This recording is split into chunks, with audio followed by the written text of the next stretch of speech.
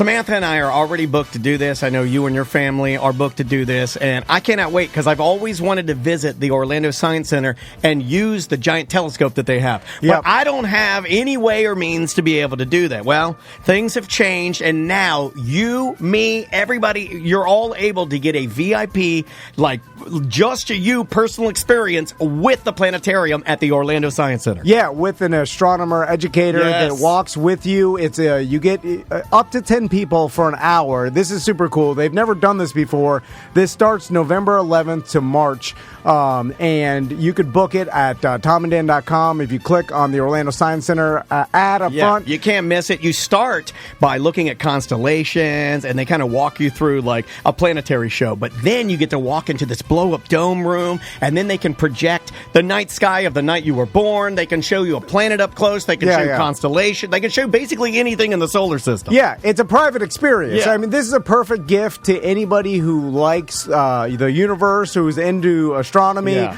Also, a heck of a Christmas gift, man. Yeah, also for any kids out there that are into looking at the stars and planets and into that, I mean, like, you can't get any more VIP than this. Well, I didn't even finish. At the end, you get to go up the stairs to the telescope. There's all kinds of different ones. They'll explain that to you. And then you get to look at the Orlando skyline from the Orlando Science Center's professional telescope with somebody there to show you how to do it. And if you're already an Orlando Science Center member, it's only $250. Yeah. So you save money if you're a Science Center member. With 10 people, that's a $25 charge all day, man. That's such a value. Yeah, non-members are $275, but this is really cool. They're only doing it Friday and Saturday, so I would book now if you want to do this experience. Again, it's you and up to 10 people, so it's perfect for two families with kids. Yeah, and tell them we sent you because again, this is the way we this is the way we do business. So make sure you let them know that we told you about it, and I'm sure they'll love to hear it. Yep, you could book this through tomanddan.com on the Orlando Science Center web ad right on the front page, or you can go to osc.org.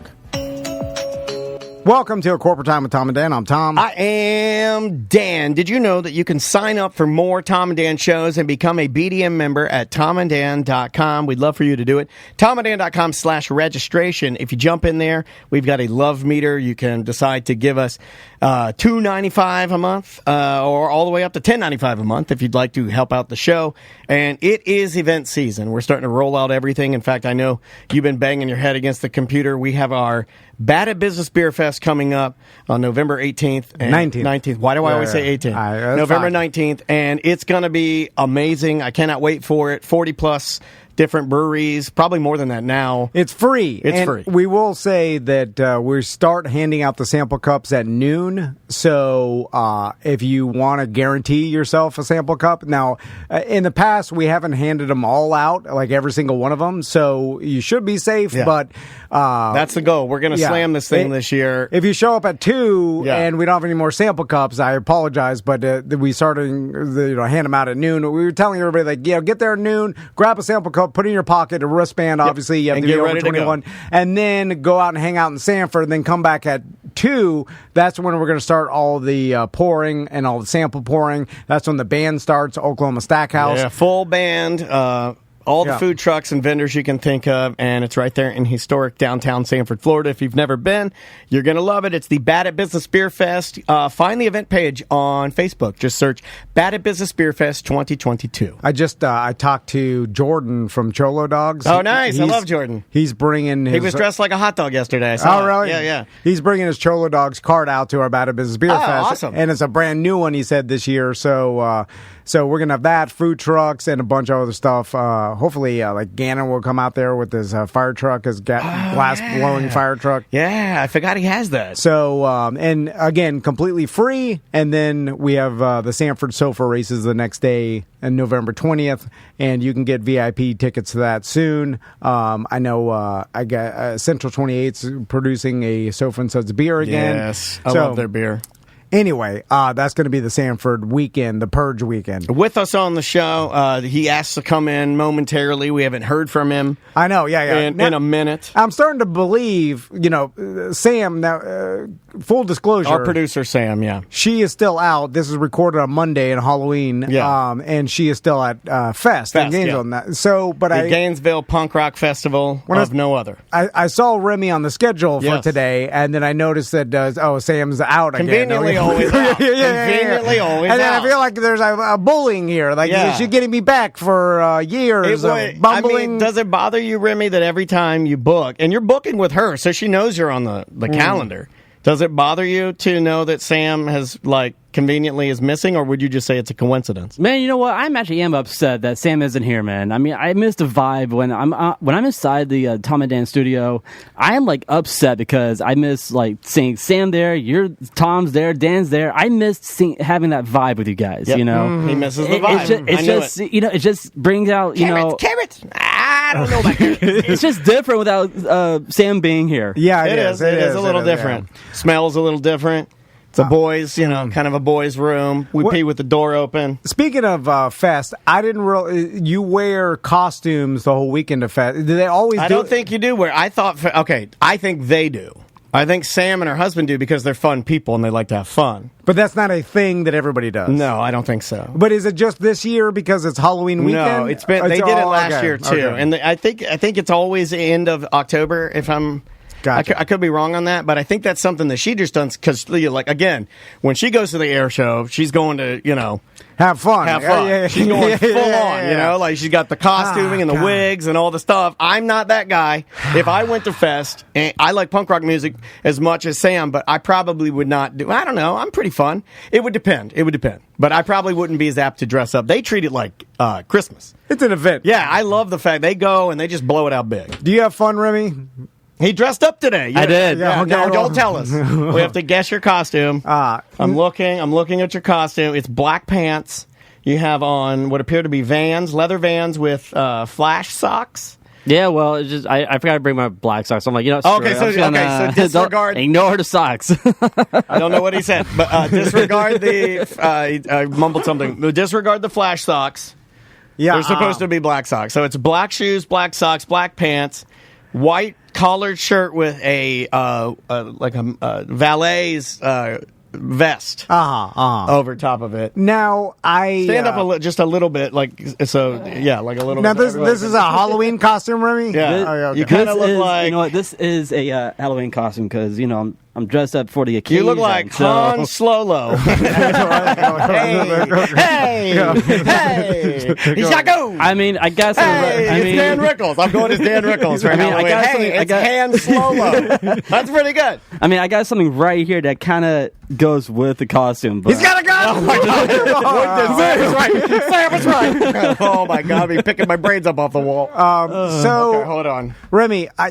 Usually with Halloween costumes, there's some sort of obvious thing. I'm trying to get it. For instance, when you're dressed like Steve Irwin. We have a guest in the chat room that you are dressed as pedophile blacksmith. Whoa!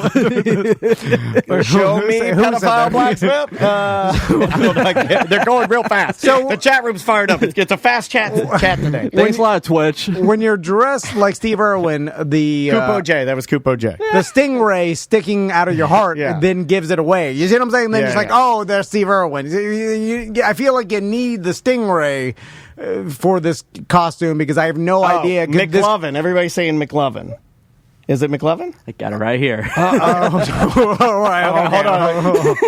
I love that laugh. Oh, that's fantastic. Well, good job. You stopped us. So you're dressed as a character from the 2005 smash hit Superbad.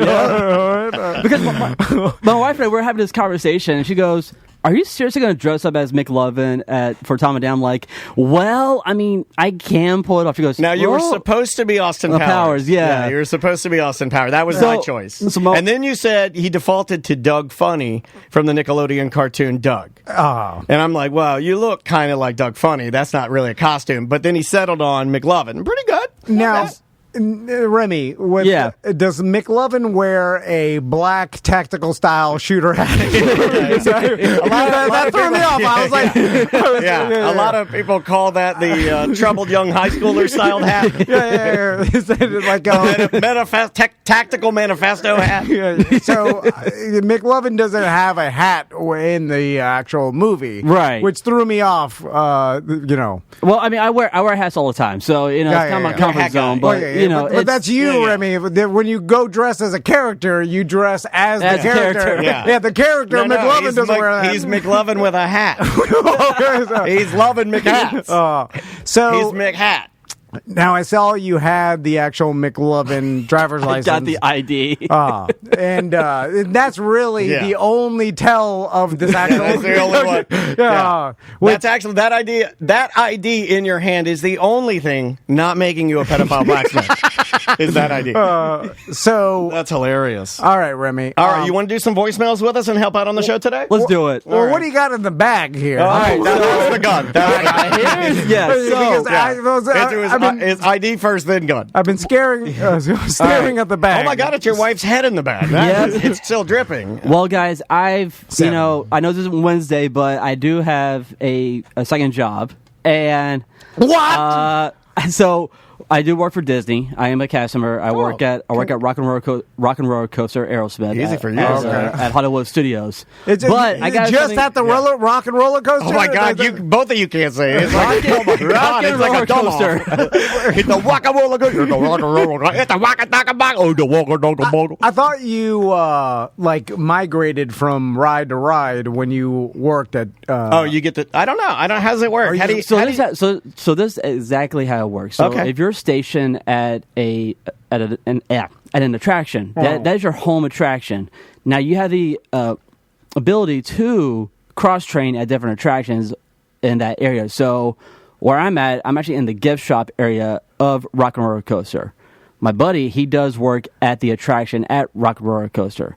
He can also get cross-trained over at Tower of Terror in case, there's You could not... just say the coaster if you would like. Yeah. I'm just trying to make it easy for you. Get a little nervous on here. You can't say rock and roller coaster. Tom can't say rock and roller coaster. It's too Tom. We just can't say it. Yeah, you just call it the coaster, the attraction. You can say that. Right. Now, Goddamn. I feel like you misrepresented Say a it little to the bit. chat room for Christ's sake. Oh, boy. Coming to get you. I thought you were at a punk rock show. Save me, Sam. So, Save me. she did this on purpose. So, Remy, Rocka. when you, I feel like you kind of misrepresented yourself. Oh, a little bit. boy. Goddamn. Damn. He's into your head now. My God. What if you guys fuse into one person? And it's just me and this new humanoid. Half Remy, half Tom. God damn it. And then what if you become some sort of sentient walking roller coaster monster? When you say you worked at the roller coaster, but it's just at the gift shop of the roller coaster, Yeah. I feel like it's saying, like, I work for the Miami Dolphins. Yeah, what do you do? But I wash their uniform. well, not even that. It's like I, work at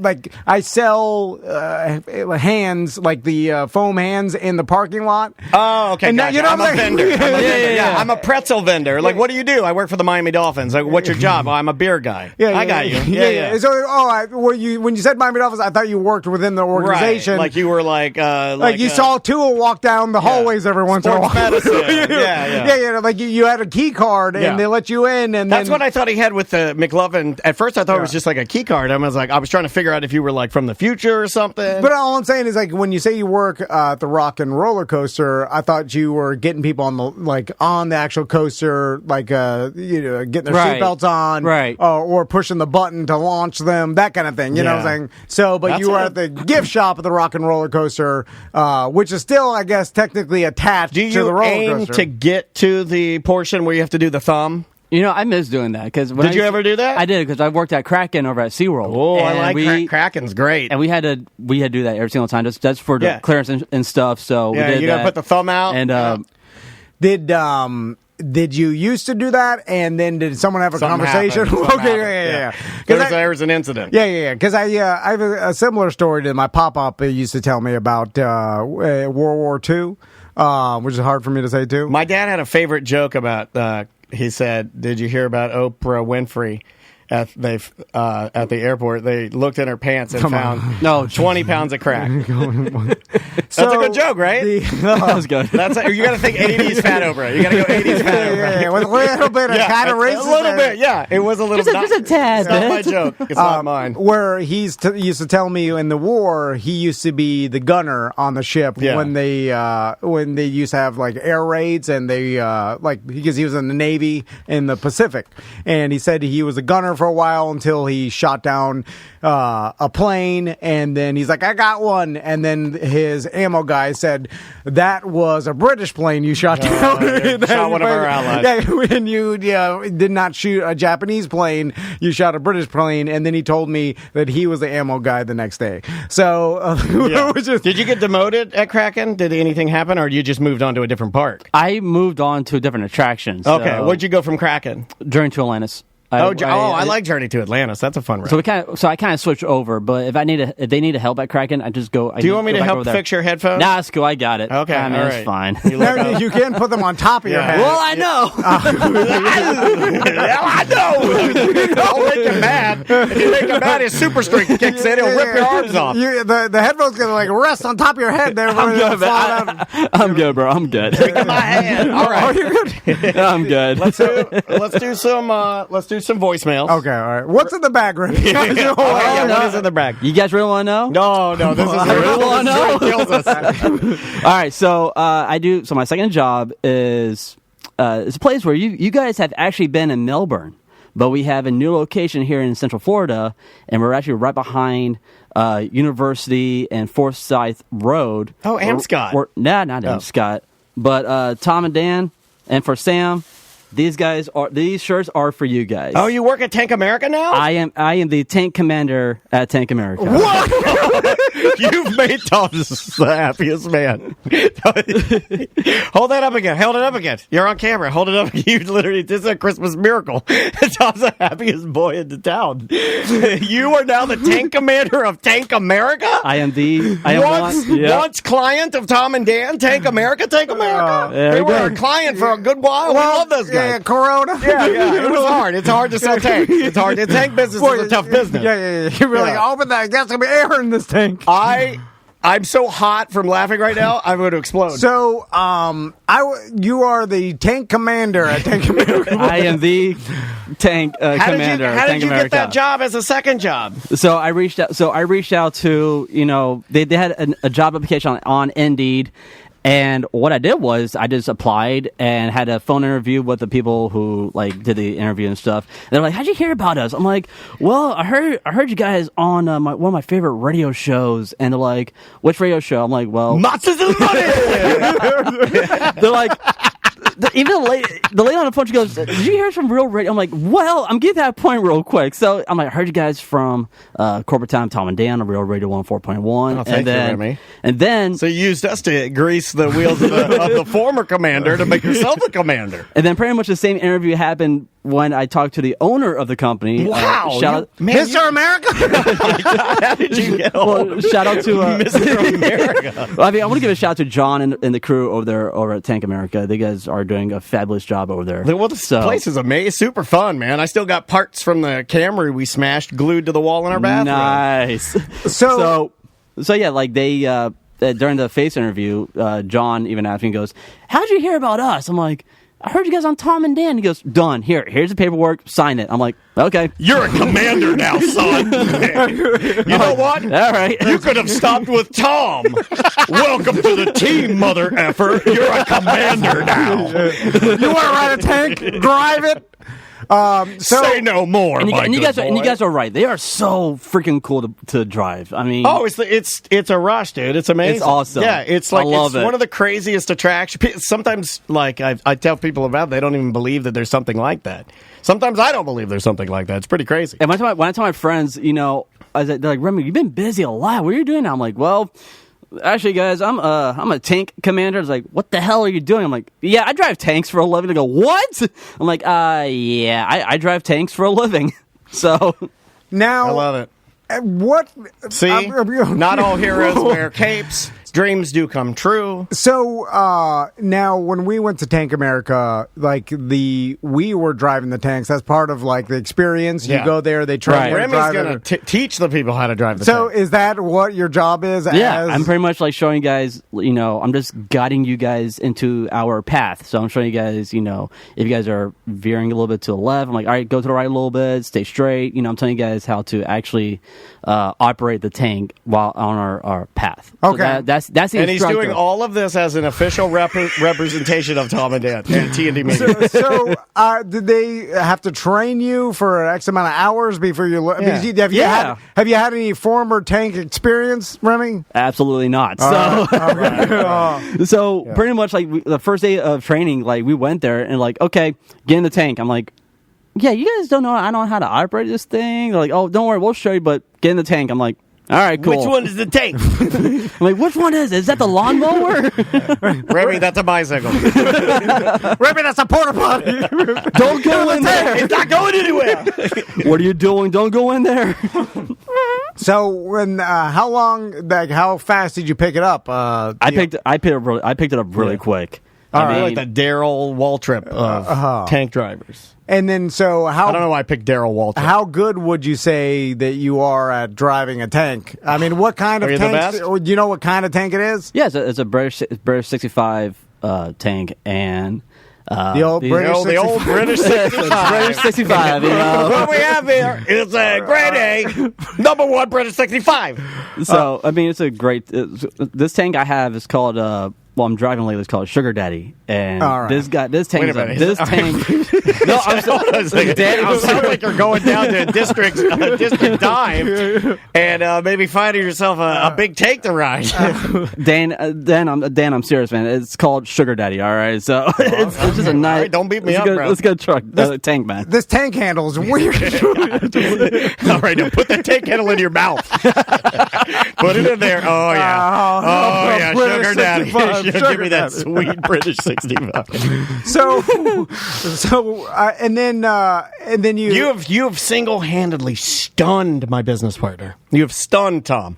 And how many times have you driven this tank, Remy? Quite some time, man. I mean, every day we. No, go he said how many times?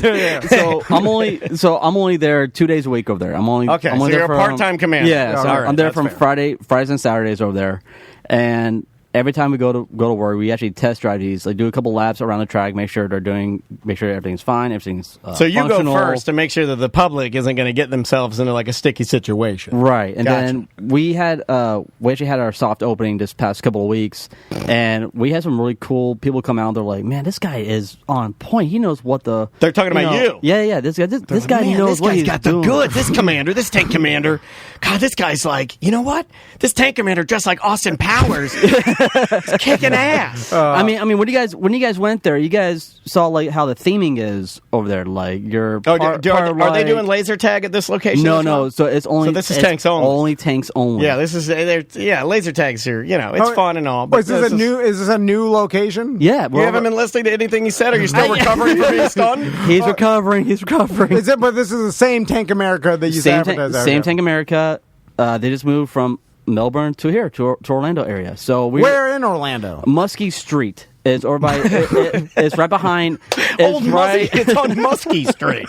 Muskogee. I'm sorry, Muskogee Street. There it is. Muskogee. Muskogee. Yeah, so we're on that street, and it's Muskogee and Forsyth. That's our right. location area. Okay. So And there's some woods out there. Yeah. Yeah. I was hoping yeah. it was like straight downtown. All those four-wheeler guys were back in town yesterday. I passed them. The kids that do the wheelies downtown Orlando. They all tried to run over me, and I just stopped my car and let them go around me because They're riding the streets. Yeah, of Orlando. they're here. Are they here for something like a event or I something? don't know. From what I understand, they're going to different areas because a lot of the places they used to ride are flooded. So they've made it to different cities now and stuff because they need dry areas to do their illegal wheelies. But from down south? I guess. Wow. Yeah, that's the rumor. That's a weird. You think? Yeah. Well, first, the floodwaters have receded in a lot of the areas, right? There's only anywhere near lakes and rivers now, right? I don't know. Yeah. Voicemails. We're going to do it. He's going to weigh in and help us out, right. and we're going to get to the bottom of some of your questions. Here we go. Hey, what's up, guys? Ben with a Y here. I was listening to the OG 500 show, and the guy was telling a story about a deer, and it triggered a memory that I had. Not as horrific as that guy's story, but when my son was little, he was in like 3rd grade, we did like this carnival-style birthday party for him, and there was maybe, 10, 15 kids there and some adults, and they were all out back. There's bounce houses and stuff like that. Well, we had a dog. His name was Clarence. He weighed about 110 pounds. He was a golden lab basset hound mix, and he was just a big kind of doofy dog. So me and a friend of mine decided we were going to fill up some water balloons and go out there and start throwing them at the kids just as a joke, then have the kids take over and throw them at each other. So as we opened the sliding glass door to go out to the backyard where the party was, my big dog bolts out to the backyard. Now he's not like dangerous to kids or anything. He's kind of just a big doofy dog, but he runs out there, and at the exact same time as he runs out there, a duck decides to fly into the backyard, and he grabs this duck midair, bang, clamps down on it. Now all these kids are standing there, and they see my dog grab this duck, and they all start screaming and hollering. So we run out there and we wrestle the big dog and try to get him away from the duck. We got him back inside, but then here's this duck who now has his neck broken, and he's just flopping around on the ground while all these kids are screaming and crying. And I had the real man get a shovel and go out there and just whang this basically cut its head off with a shovel, No, you Never didn't. done. Hold on a second. What? You didn't need to do that. I mean, I guess if You go out there, you put it in a cardboard box, you take it away from where the scene is. okay, yeah. And then you back over it or whatever. But you don't just walk out there, excuse me, kids, hold your ears, and just chop its head off. I mean, Yeah. When they have to a House of Dragon style. euthanize the horse on the track, they put a cover A shower around curtain. it. they put a shower curtain. They put around a it. shower curtain around it. So, Yeah. so the people don't have to see it. What are some of the atrocities you've seen, Remy? Because I bet you've seen some stuff. I Right? see some serious. I Yeah. see some sick stuff. Yeah, what's the no. sickness? I don't even know if we can tell your tamest story, right? What? Okay, so Oh, no, he did the woohoo. okay, so this was my grandfather's dog, and this is up in West Virginia. I was probably 3 years old, and this. How do you this remember that? How do you remember that? You're a tank commander, I guess. I mean, remember everything. this terrified the crap out of me. The dog got a hold of a possum. I'm like, Oh, wait, you're going to turn this into the same story that we just heard, right? Was there a birthday party?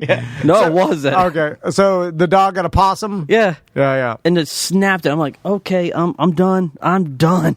Like it just like As a mortified 3-year-old, me. you said that. You went to your grandfather, you're like, I'm 3 and I'm done. I'm out of here. I'm out of here. I'm out. Gotcha. Yeah, that wasn't that bad, Remy. well, I when you mean- said you saw some horrible things, yeah. In my mind, it was we're talking Antichrist. like William Dafoe, just That is slamming his, You can't even describe his that. bee with a rock. And I'm like, so I thought it was going to be the worst I've ever heard. Like, a dog getting hold of a possum is not that. Not that bad. Yeah, Not that bad. Because it could have. Maybe he just prepared us for the worst, and then It probably this wasn't came. even dead. It just it plays dead, and then it'll get up. I've seen dogs get a hold of possums, Yeah, and it looks they will dead, play dead. and Yeah. they'll be bleeding and stuff, but they'll get away. They're tough animals. Let's try this one right here. Hey, Tom, Dan, Sam. On the BDM show this week, Tom mentioned how he lets his son suck on his spicy water ice cubes when I was a kid and probably a preteen, probably even a teenager. Me and all my cousins would always enjoy going to dinner with my grandparents because my grandmother would order a Manhattan, and we would all fight to get the cherry to suck on it and I guess get the bourbon juice off of it, or my grandmother's lipstick and cigarette backwash. But sometimes she'd order a cup of cherries if multiple grandchildren were there and dunk them in her bourbon so we could eat them. So, Tom's sons are sucking on his spicy water cubes, and me and my cousins, we were sucking on my grandmother's bourbon cherry. Thank you. Bye-bye. Oh, jeez, that's a nightmare right there. That was the correct reaction. Good God, no. Here's the thing. I never tried any of my dad's drinks because I always thought the taste of whiskey as a kid. Yeah, I was like, disgusting. this is the worst thing I've ever tasted in my life. And I can even remember taking sips of beer. Yeah, yeah. and Gross. not necessarily thinking it was gross, but just going like, well, that's an interesting flavor. And I also remember as a kid, the taste of beer, I knew what it was, meaning I knew that it tasted like oatmeal or bread smells. Yes. As a kid, yeah. like I was like, this is like a grain. I think it smells like bread. This is like bread. Yeah. Why would anybody drink bread?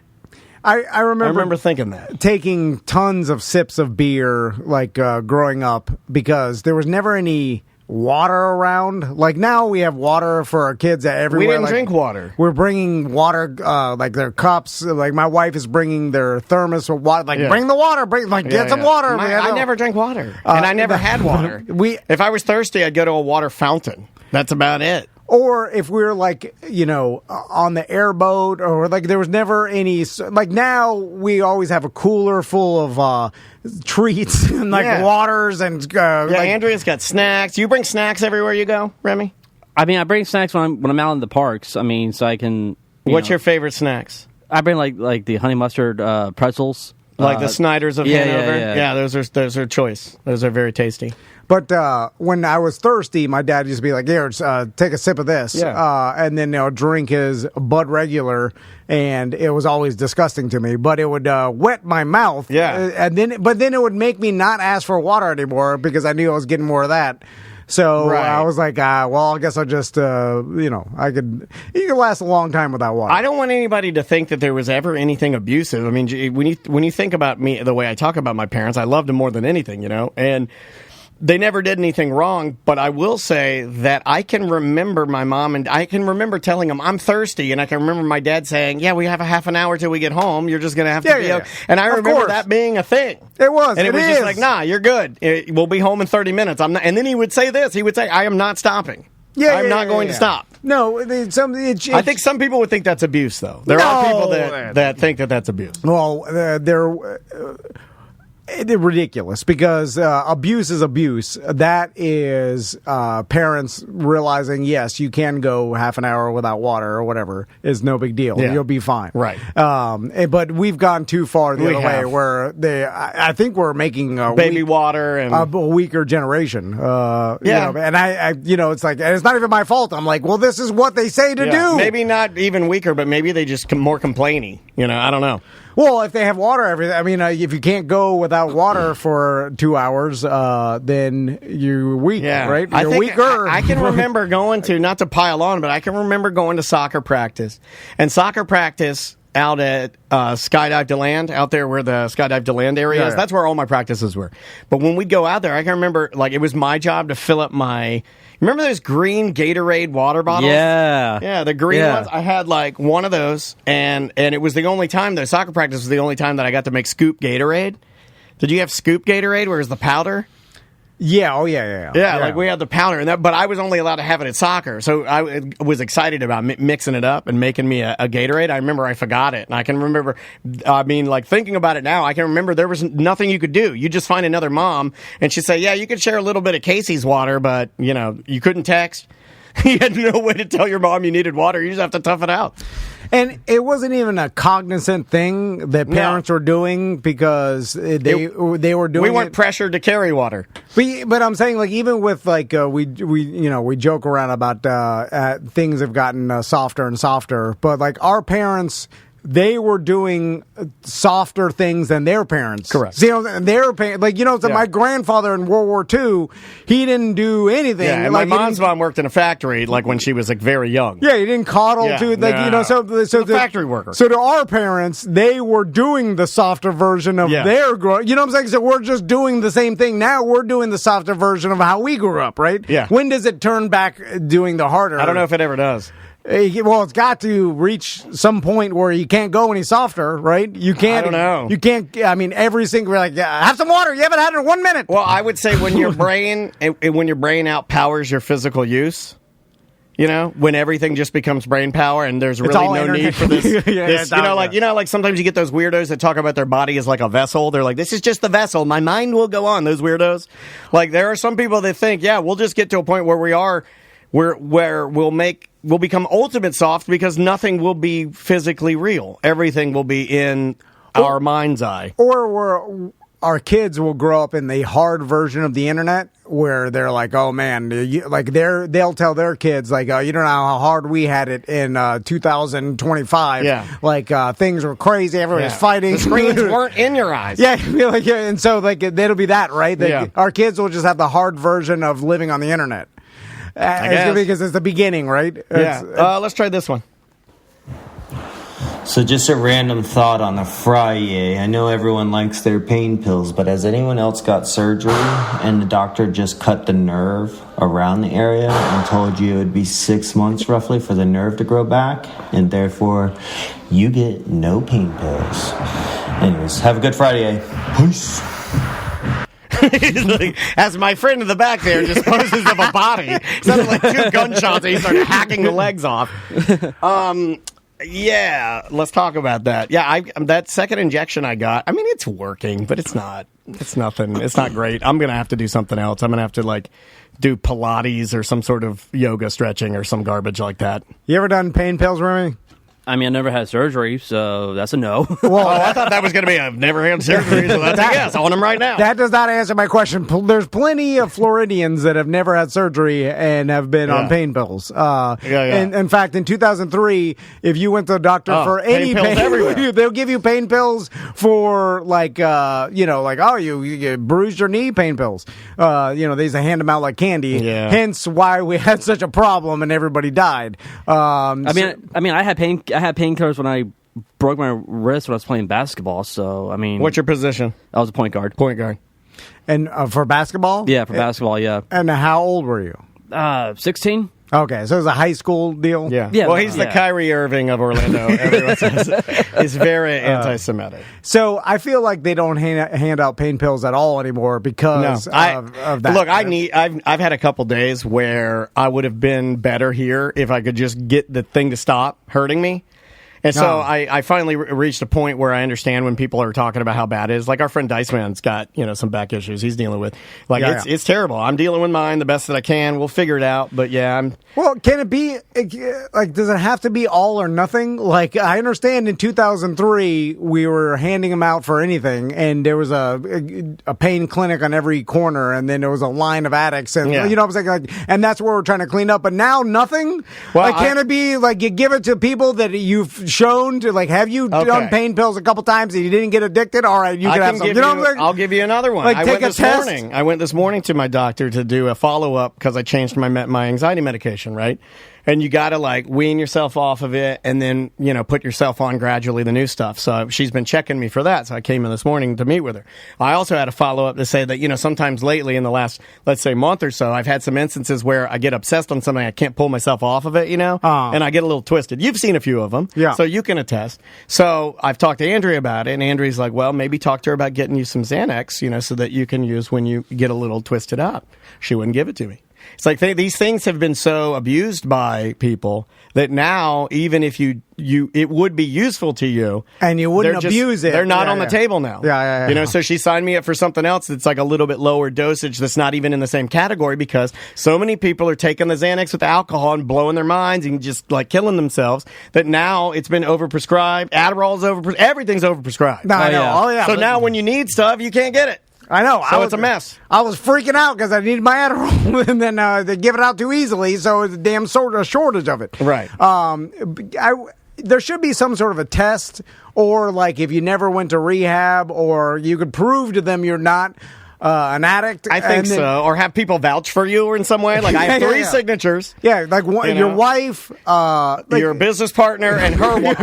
Like the closest people to you. Yeah, they can interview my daughter for an hour. Have you ever seen Daddy asking about his white crosses? I don't know. Like, have you ever seen his Daddy pace a lot? Does he go to the Millennium Mall and take pills and walk around and drink coffee all day? Like when you get what is that thing when you you fly all the time. You get like a we had a it status when we were doing that heavy year. We had global entry. Yeah, global entry. My wife has it and swears by it as a faster or whatever. It's the best. But to get global entry, you have to apply for it, and they have to make sure go to the government and meet with the guy. Yeah. Like you should be able to apply to get pain pills and like scheduled drugs that they don't give out anymore. And if you pass a certain just like credentials, a gun. yeah, like you're like you prove you're not an addict, you prove you can handle it, you won't get addicted. Like you go, you interview some people, and then they'll like give you a stamp, and you're like, all right, you can give this guy pain pills and Xanax, he's fine. Because I can make an argument. Because you want it. Well, but I want it. Listen, I'll tell you right now, we're just being logical. The week before you left to go to Hawaii was a tough week, right? Yeah. If I'd been able to manage my pain a little better during that week, I think we would have had a better week. You know what I mean? Yeah. And then if you ever, like, if they ever see you, selling your stuff away or like then you give me one warning. No.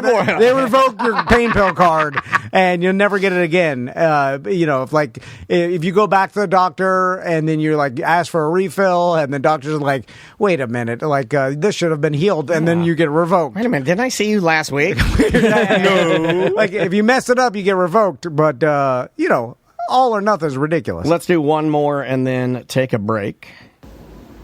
Hey guys, I'm watching the YouTube stream and you guys are talking about Pez, and I live up here in New York, and I have to go to a storage facility up in Connecticut, in a town called Orange, Connecticut, and it's like right next door to the Pez factory. So I've been a few times. They have a little museum in the front, and originally Pez was made as an anti-smoking alternative. So in the 20s, some company, it was like, well, people like carrying lighters around, so what if we made a device that was the size of a lighter, but instead of, lighting your cigarette, it would dispense a mint. And so the original ones were peppermint, and I think, if I remember correctly, one of the other flavors was chlorophyll. So those were like the two flavors. And so it was for adults. But then somewhere along the line, in the 50s or 60s, they started turning the dispensers into images of Santa Claus and Mickey Mouse. And then they started introducing other flavors. But I think it's still originally, or like primarily, was meant as a smoking alternative, so that's probably why it doesn't taste very good. Similarly, you're talking about dispensers and why Tic Tacs don't have a dispenser. Well, this guy knows everything about dispensing. He's Mr. Crap. I know. Hold on, he continues. You should look up Pakistan cardamom silver pearls. My girlfriend is from Pakistan, and she showed me these. Over there, instead of breath mints, they eat these things called silver pearls. They're little cardamom seeds dipped in real silver, and it comes in this like credit card sized dispenser, and you just click a button and it dispenses one out, and you pop that in, and you just let that sit under your tongue. The silver kills the bacteria in your mouth, and the cardamom gives you like a nice earthy flavor after that. I'm not that into them, but I think the dispenser's really cool. So look into it. Is it like colloidal silver, that stuff that people, they take to not get sick and then it eventually turns their mouth and their whole body blue? Yeah, you know what I'm talking about? Colloidal silver? I know you don't have a clue, really. I didn't ask you, man. This is beyond Tank Commander. You're just sitting over there and count your ammo. I'm talking to the big boys. But no, he sent a picture of the stuff, and yeah, and when he says real silver, how can it be? I mean, it's undigestible, right? No, well, or you said that the people take silver and like pills, but it's colloidal silver, which I don't know the difference between silver and colloidal silver. I don't even know what that means. Me neither. Remy, do you know what that means? I was wrong. I yelled at you. I don't know. I yelled at you. I mean, what the heck does silver taste like? I mean, that's what I want to know. What the? I mean, that's a good reaction. Does it really work? Ultimate yes and. Ultimate yes and.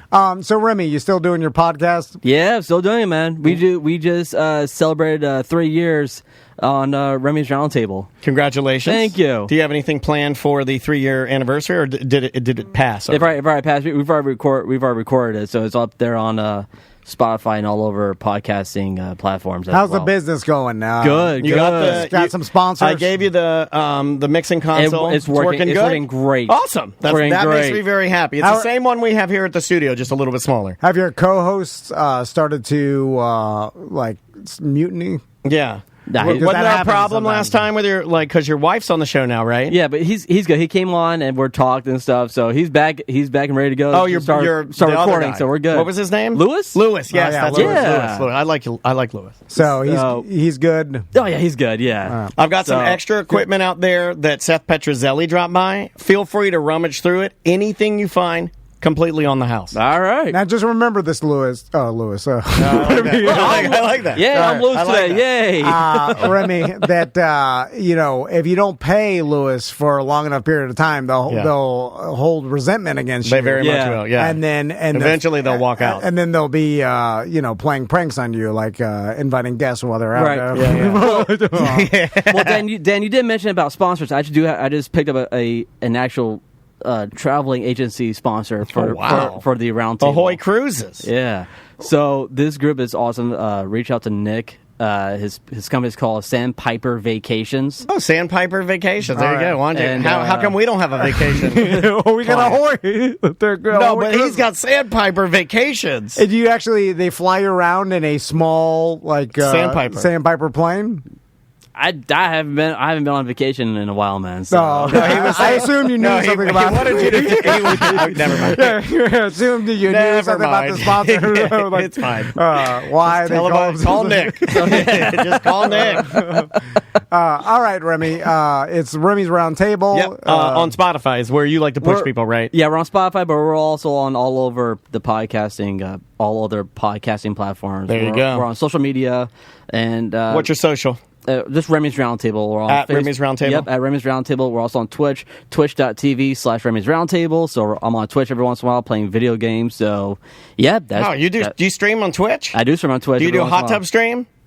Nope. You ever watch the hot tub streams? Every once in a while, yeah. Yeah, that's an honest man right there. That's an honest man right there. Remember that guy that took the tank and started destroying the town? That was me. Remember there's a documentary about it. I do remember And the that. police had to shot it to the hole. Yeah. Like they had to stop It gets him. tragic at one point. Yeah. I'm just saying, no one learned our lesson. All right. We'll be right back.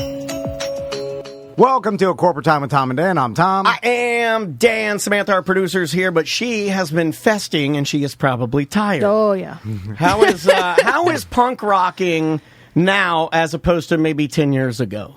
It's the same. Same? It's the same. Same scene. Everybody's friendly, looking after each Yeah, other. for the most part. But it You'll have does- one or two that are the a-holes. Right, but yeah. it does get a little hard, right? Like when you get older, it's Oh, harder, yes. harder on the body. My feet are dead. Yeah, absolutely. A lot of And, walking, well, lot of welcome walking. back. We're glad Thank you had a you. good time, man. I stayed out of the pits. No mosh pits that's for me good. this year. That's good. Look at me, I'm growing up. I was living Yeah. vicariously through you, watching tons of video. It was really fun following along. So, is there anything we need to plug before we get into our guest here? We are, doing more Orlando Solar Bears games. Yeah. Coming up November 10th. I'm going to be at that game. Sam's going to be at the November 13th game.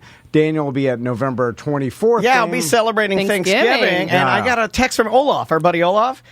He's gonna go? Yeah, he's going to slip out Cool. there. I've been getting a lot of people hitting me up. My friend Rebecca's like, that sounds like a great super idea on fun, Thanksgiving. man. I'm going to go see hockey. My So- boys can't wait to go back. Oh, we had some people go on Sunday, right, Sam, that reached out Yep, to you they and sure said, did, yeah. man, we had a blast. So if you haven't been to Section 118, that's our section. Go to tomanddan.com, find the Solar Bear, click his face, click Shades, get your tickets, come celebrate. And speaking of my sons, I told them about our next guest Yeah. and what we're doing with the Orlando Science Center. And for some reason, you and I get the ability to launch these, like what I say, they're incredible Orlando values.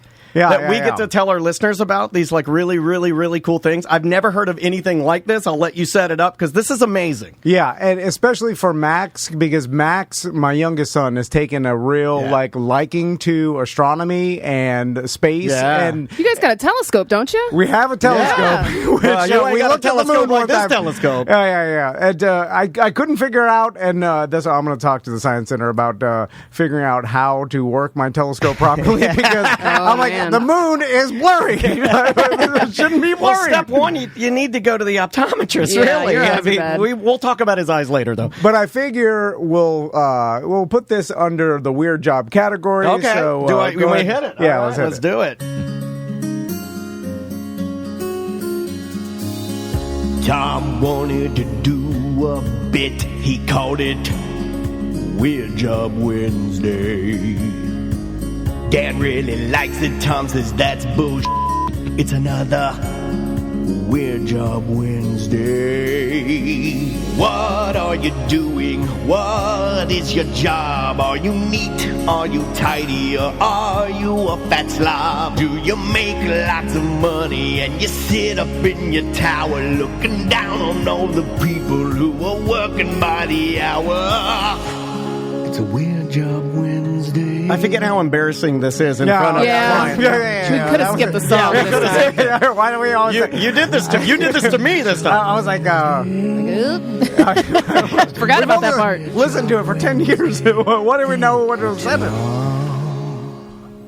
Thank you. So for today's Weird Job, we're going to talk to Spencer Jones, an astronomy educator at the Orlando Science Center. Yeah. We also have Jeff here from the Orlando Science Center. How you doing, Spencer? Oh, I'm doing awesome. And you didn't prepare me for the song, so that was an experience for you. Sorry about that was weird. We should have warned you. So we're here to promote. We partnered with the Orlando Science Center. We're going to talk about their private planetarium tour. That tickets go on sale November 12th. Yeah, and we're all going to see this. I told my sons about it, but basically it's for 10 guests, and you book it for yourselves. Yes. And Jeff, let's talk about that for a second. So it could be up to 10 guests, but it can be less. It's whatever you want. I mean, it's a base price, right? Yeah, it's a base price, and it's up to 10 guests, but you basically get our observatory, that silver dome at the top of the Science Center, all to yourself for about an hour. And it includes a planetarium show and private time on the giant telescope and all the other telescopes on the observation deck, but also time with cool people like Spencer who can explain to you what you're seeing and make sure the moon is not blurry. Yeah, exactly. Yeah. Well, that's important. Is you have your very own Spencer there to help you out. This is a VIP experience, really. It is. You know, and it's what you've always, when you've gone, it's what you've always wanted, right? You're standing around. There's a ton of people there. Maybe you can't get up there. You didn't get enough time. This is what you've always wanted. Yeah. Like and I feel like this is perfect for like two families to book together, and then you bring your family, you get the private experience, and you get that time so that everybody gets their time to look through the telescope and really learn it. It's, instead of kind of like waiting in a line and just shuffling along. It's a more intimate, private experience. It's a great experience, and the observatory is this amazing opportunity, and we feel like we never get enough time to either talk about it or to let people experience this. And it's just such a great opportunity for family and friends to get there in this exclusive, intimate setting and get some really spectacular views. And you could buy this as a gift. That's a great idea. Yeah. Well, it's like an experience gift. It's definitely experience gifts are like, we've talked about this. We've talked about like how Tom and I are done with buying plastic junk. I mean, we're just done with it. There's so much plastic junk in my house. I have a 7-year-old. He has a 7 and 8. But that's this for anybody, like I can think of a list of 1,000 dads that would want this, like to stand there and have a full hour to yourself with your family. And here's the deal. It's like, if you're a member, it's only $250 for the whole, for up to 10 people. Yeah. I mean, it's $25 a person. That's cheaper than a movie. And probably more fun. So Spencer, let's talk space. Because you should hear me explain to my sons when I try to teach them about the universe. Sure. Because I've seen, Discovery Channel shows, and I think I have a good grasp, except for when they ask me questions like, how big is space? And I try to explain infinity to them. I don't even understand that conversation. And I explain to them how space is ever expanding, and they're like, well, what is it expanding into? And then I'm like, that's a great question. I've also had that question. Give me a second. Hold on a second. Let me call Spencer. Right. So I guess in general, Spencer, what are the most common questions you hear from guests at the Science Center? I mean, it kind of depends on where you're getting the questions. If you're in the observatory, a big question, like you were just talking about, is how do I use my dang telescope, right? You buy this long white tube, and you're like, well, the moon is blurry on it, and people don't really understand why they buy or what they're buying when they buy the telescope. But what's the important stuff? And so we love talking about just that, because being able to see something through the telescope is revolutionary, right? Like when you see Saturn with your naked eye through a long tube, it's very different than just seeing a picture or a video of it. It's nuts. I'm gonna embarrass myself here. I have never seen a planet through a telescope. Me either. I'm so excited. I think we're in the majority. I think most people. That's why I think this is so awesome. Like, because I can honestly say, and you and I already signed up. Yeah, I'm so excited for this. My daughter Maisie's about to lose her mind. But I am going to do something I have never done. I can't say I do that very often, right? We always make the jokes, a dumb old man. I've never seen a planet through a telescope, ever. Have you? I feel like most people haven't. No, I haven't. I attempted to look at Mars through my telescope, and it looked like a regular star. It looked like a red star. And I was like, well, I want to see the craters of Mars. And then I'm like, I'm pretty sure the Amazon, or I think we bought an Alibaba because they were cheaper. And I was like, this thing can't. This Baba Did you take the film off the lens? Well, that's the thing about focusing it, and then there's instructions how to read it. I was just I was turning the dial like binoculars.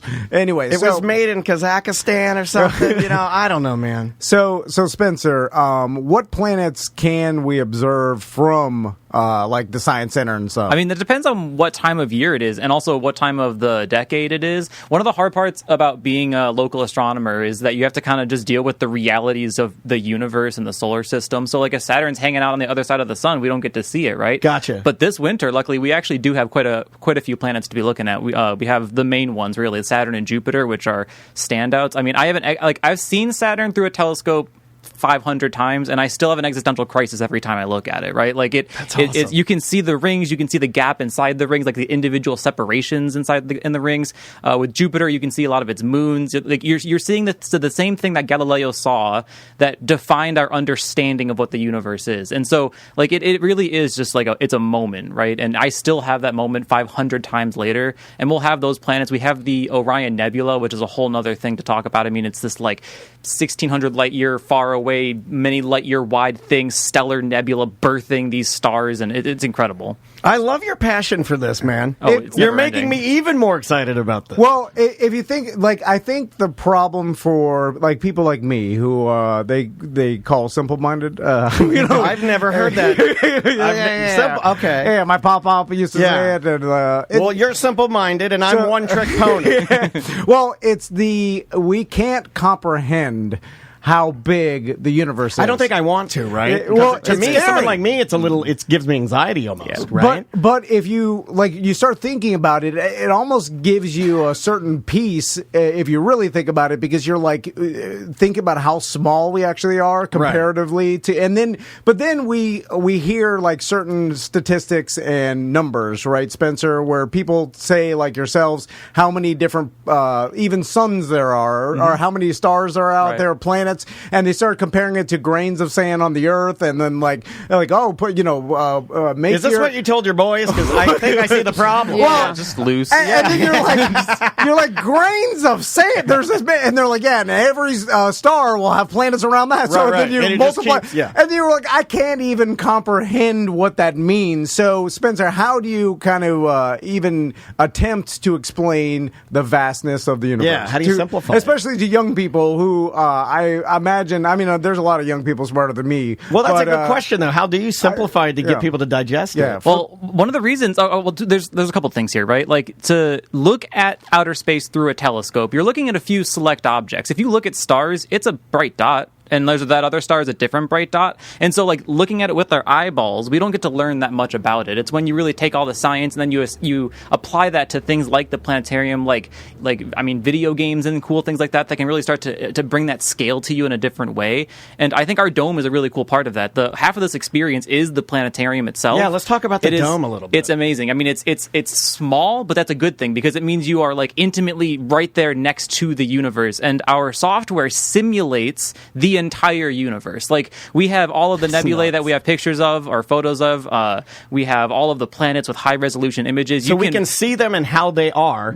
At any given time in the history or future of the universe. Yeah. If you want to know in 5,000 years, what is Saturn? Like your birthday. I'm like, what did the sky look like? You can show you that. We'll That's fly crazy. to whatever you want. You want to see the Orion Nebula up close? Well, you can just literally take off of Earth and fly there through the simulated galaxy. This is going to blow my mind. And that's how you explain the scale of the universe. Like, you can fly to other stars, and then you can zoom out and you can see the galactic clusters, and then you can start to see the clusters of galactic clusters. We have a view where you can see the observable universe, which is 90 billion light years across, but that's still nothing because I can't get into it. It's a whole thing. I love it. This is how you describe. No, you got me. You got me 100%. This sounds so good, man. And that's like we've only covered I think 2 things that you get to do. There's things keep coming. Like, hey, you want to walk in the dome? You want to shoot the stars up here? We're doing this. Look in the telescope. Well, being able to see the night sky at any date at any time is amazing to me. But also, I'm glad I'm not in charge at the Orlando Science Center, because I would just say put up anything. No one will know the difference. No one will call us on it, because they will have they'll be like, they'll take our word for it, because they'll look up and be like, all right, I guess this is what the night sky looks like. But it's actually it's basically numbers. You can go back and figure it out what exactly it looked like. It's predictable. Yeah, people sometimes actually don't believe that you're looking at Jupiter or Saturn through the telescope. They think you have like a sticker on the end because it's just so realistic there. And it's the same thing in the dome, right? We have the date on the screen, so we can't lie that well. But gotcha. Yeah, it is all just simulations. And it's incredible, right? You can see your birthday, but one of the really cool things is you can see like the progression, the motion of the planets, and how that relates to the motion around the galaxy and stuff like this too. So thinking about your birthday is great, but like you got to start to think bigger, right? Like start to think of those astronomical time scales. We're talking thousands, millions, billions of years. Yeah, like what? You are very comforting. I need to play you when I get anxiety to calm me down. Like while you're going to sleep. I don't want. You're not putting me to sleep. It's just I'm calm now. Okay, that works too. Yeah. So, Spencer, here's one thing that gets me every time when I get explained, like, all right, see this star, this star is 4 million light years away. So what we are seeing, the light we're seeing, is from 4 million years ago. That old light. And this star could be gone by now. But 4 million years ago, it could be gone. Already gone. And then I'm like, nah, I can't comprehend it. So let's talk about that. Like, we're basically everything we see is in the past. Is in the past in the sky, right? Now, okay, so how do I say this in just a few seconds, right? Like you are so stupid. That was what I was going to say. Our listeners know that. No, absolutely not. These are the best questions. Spencer would never do that. Oh yeah, not live anyway. Right? Off air. Yeah. Anyway, these are the best questions, and the whole reason that I do what I do, it's because I just love answering the complex and trying to break down that complex into understandable stuff. So basically, the reality that we can see backwards in time is kind of a fluke of the physics of the universe. It comes back to the fact that there is a speed of light. That doesn't have to be true, right? Like our universe doesn't have to have a gravitational effect with the way things work on Einstein's relativity. It doesn't have to have these constants that define whatever. The speed of light doesn't have to move at that speed. That's just what happens to exist, that allows our universe to exist. And the result of that is we can see the entire history of the observable universe. If that wasn't true, if there wasn't a speed of light, we'd only be able to see now the present, but we can see backwards through 14 billion light year or years of time, and even better than that, we're living in a particular point in the universe because space is expanding. Eventually, we won't be able to see the cosmic microwave background. We won't be able to see distant galaxies. There's a point billions of years in the future where future humans, future aliens will only see their galaxy, and they won't even know about the other stuff out there. They won't be able to because space is expanding too quickly. It's expanding faster than light. The more you drop knowledge, the more the chat room thinks you're cute. I'm just that's what I'm aiming for. That's the other reason I do this. They're calling you Spaceman Spencer. Yeah, they're really Nebula Daddy. Nebula Daddy. I saw that. Yeah, so really, they're digging you, man. Yeah. So, Spencer, you did bring up another thing that is hard to understand, is that we can actually observe the beginning of our known time, all right? Yep. So, because we can look back and see basically the Big Bang or where it started, because where light started from, which I can also not understand. This is hurting me a little bit. But because of that, we're just... Okay, this is a simple question. How far can we see into space? Like, even with Hubble or whatever the new telescopes are... Oh, you mean like the best of the best? Yeah. All I know is Hubble. I'm old school, Webb. man. The Webb Hubble. Tell me about Haley's comet. Oh my god. So how far can we see? At least like 10 miles or so, 13 miles, something like that. That's what TikTok told me.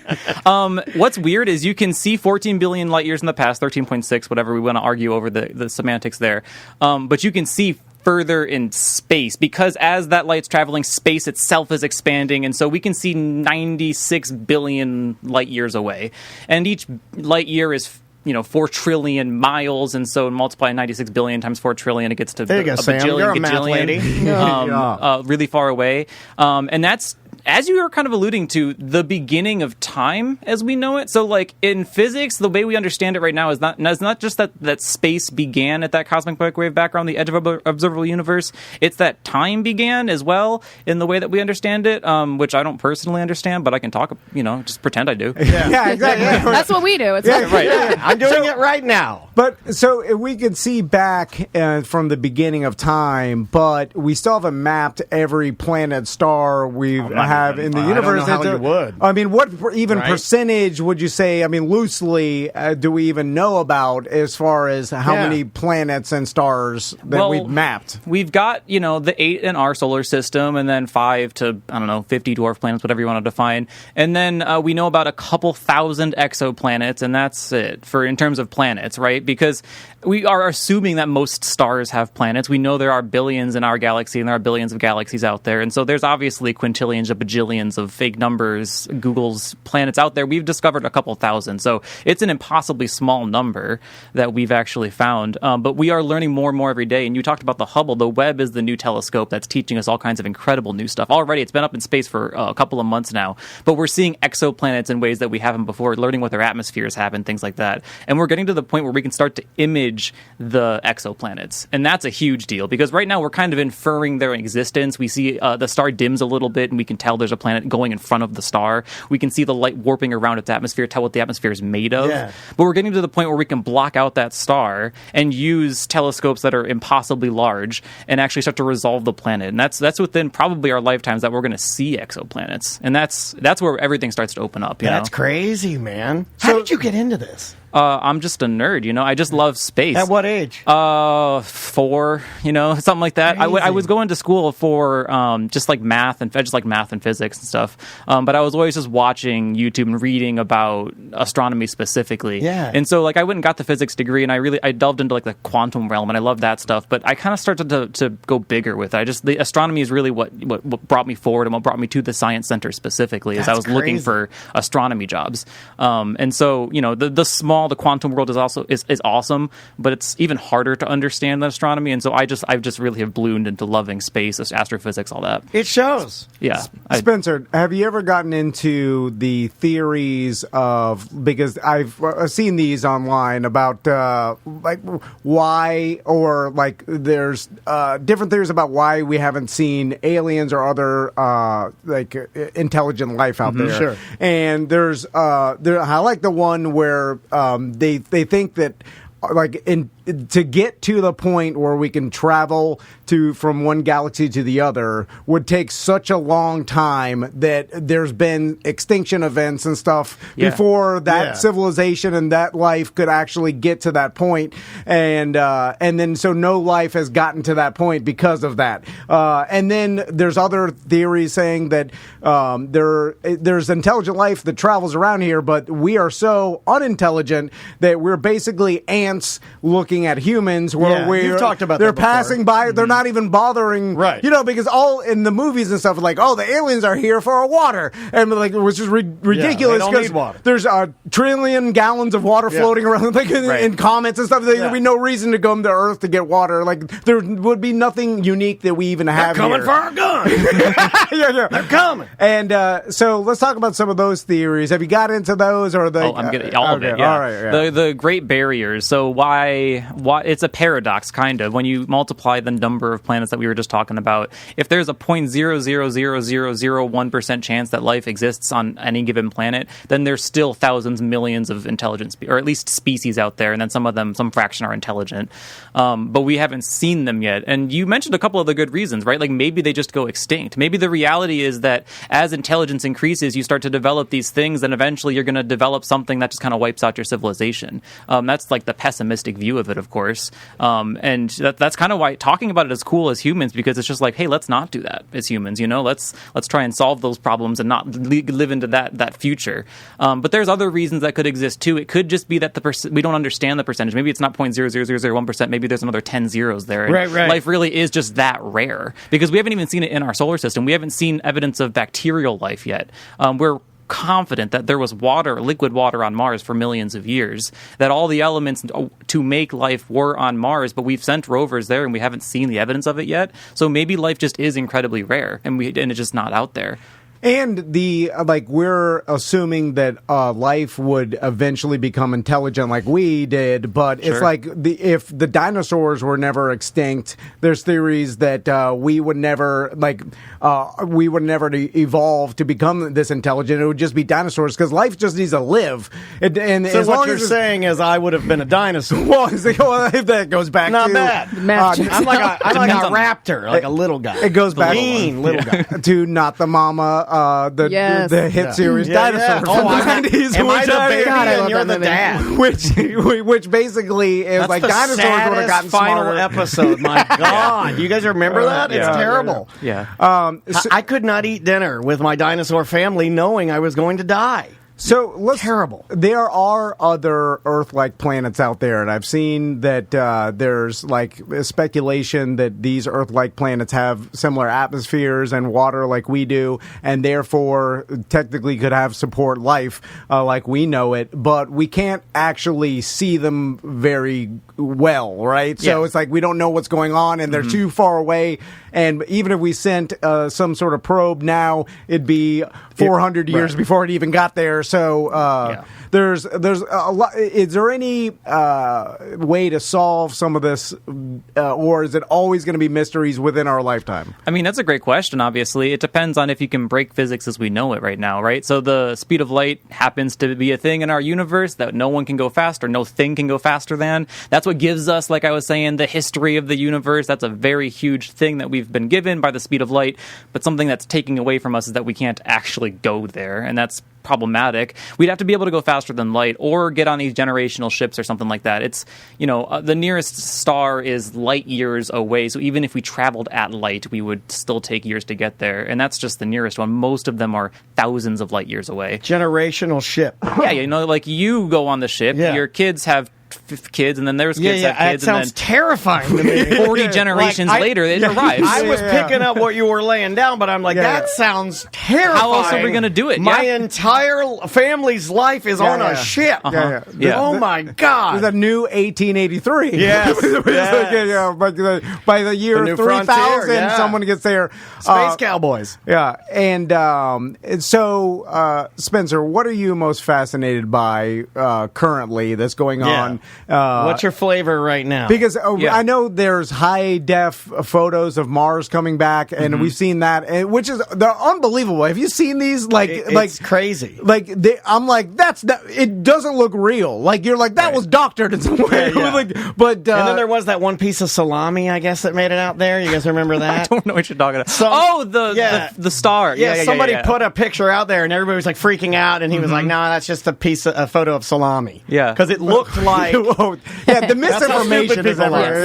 Yeah. That's why that makes this so important, because you get to actually view it, see it. I mean, it's real. actually happening right now at the Science Center. We have what's called the Science Matters campaign, and we are changing out what we're talking about every few months. Right now, it literally is misinformation. And so we actually have a whole bunch of resources on our website that talk about things like the salami or all kinds of misinformation. And seeing things with your eyeballs is part of it, right? Like, going to do this is part of, getting against that misinformation. Sure. Like, that's not a sticker. That is Saturn. We're not lying to you, and the Earth is not flat, you can see it with your eyeballs. Well, speaking of misinformation, it's funny because, like, I'll be scrolling through TikTok, and there'll be, these TikTok astronomers, I'll call them, and then it's a guy in a field, being nice. And they're like, answer me this. They're like, if we are trapped, they'll use, like facts to prove their point, but it's ridiculous because what they're proving is stupid. Anyway, they'll be like, if we are if Earth and the Sun are traveling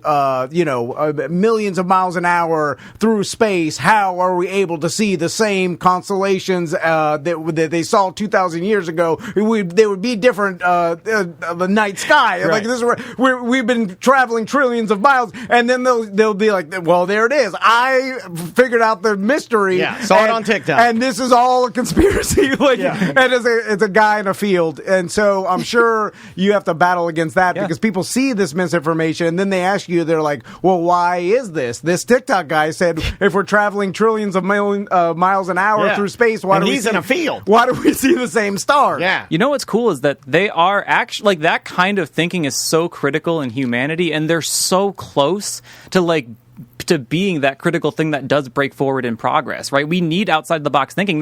For most of human civilization and thinking, we assumed Earth was all there was. We are babies in understanding that there is a solar system, let alone a galaxy or a universe. It took out of the box thinking to do that, and they straight up got executed and imprisoned for thinking those thoughts. It makes sense that people assume that there's still stuff to learn. Of course there's still stuff to learn.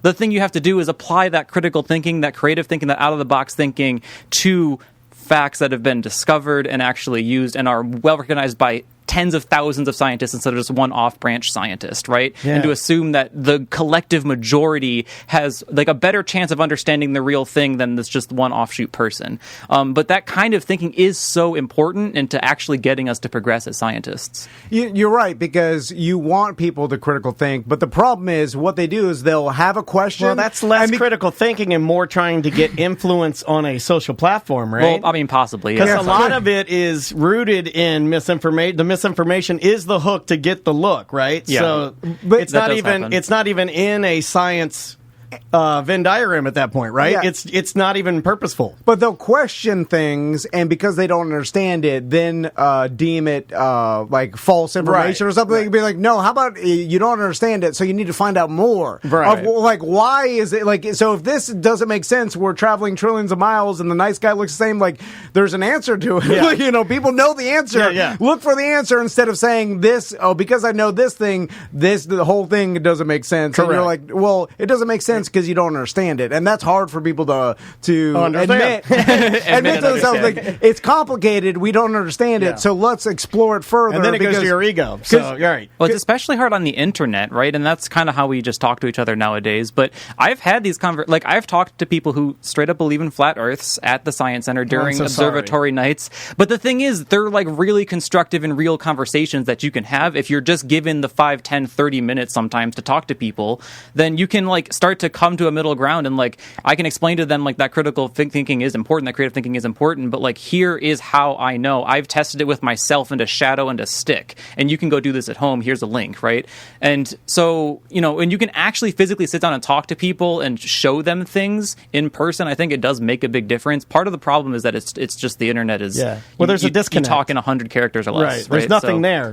There's no real true human interaction, I feel like. Okay, Spencer, I'm going to ask you some more Is this where you go questions. Rapid fire. I saw on TikTok, and tell me if this makes sense, that they're like, this footprint on the moon will be the last evidence of human existence left in ever, right? Because then they explained about how everything on the Earth will break down over a certain amount of millions of years. Like everything, like say if humans didn't exist anymore, all buildings, and they gave a timeline. But they used to have that show. Oh god, it was a terrifying show. See, that's too soon thinking, right? We're thinking about our birthdays in the past a couple of years ago. We're thinking about ourselves 10,000 years in the future. That's nothing, right? In a billion years, the sun is going to engulf the Earth and the moon, and that footprint won't exist. Voyager 2, the spacecraft that is at the edge of our solar system right now, that'll still exist. Yeah, right. See, Spencer debunked it. I knew he would, because I was like, that can't be. I mean, you're right. All the probes we He's sent not out. here just to debunk your personal TikTok algorithm. Tom's personal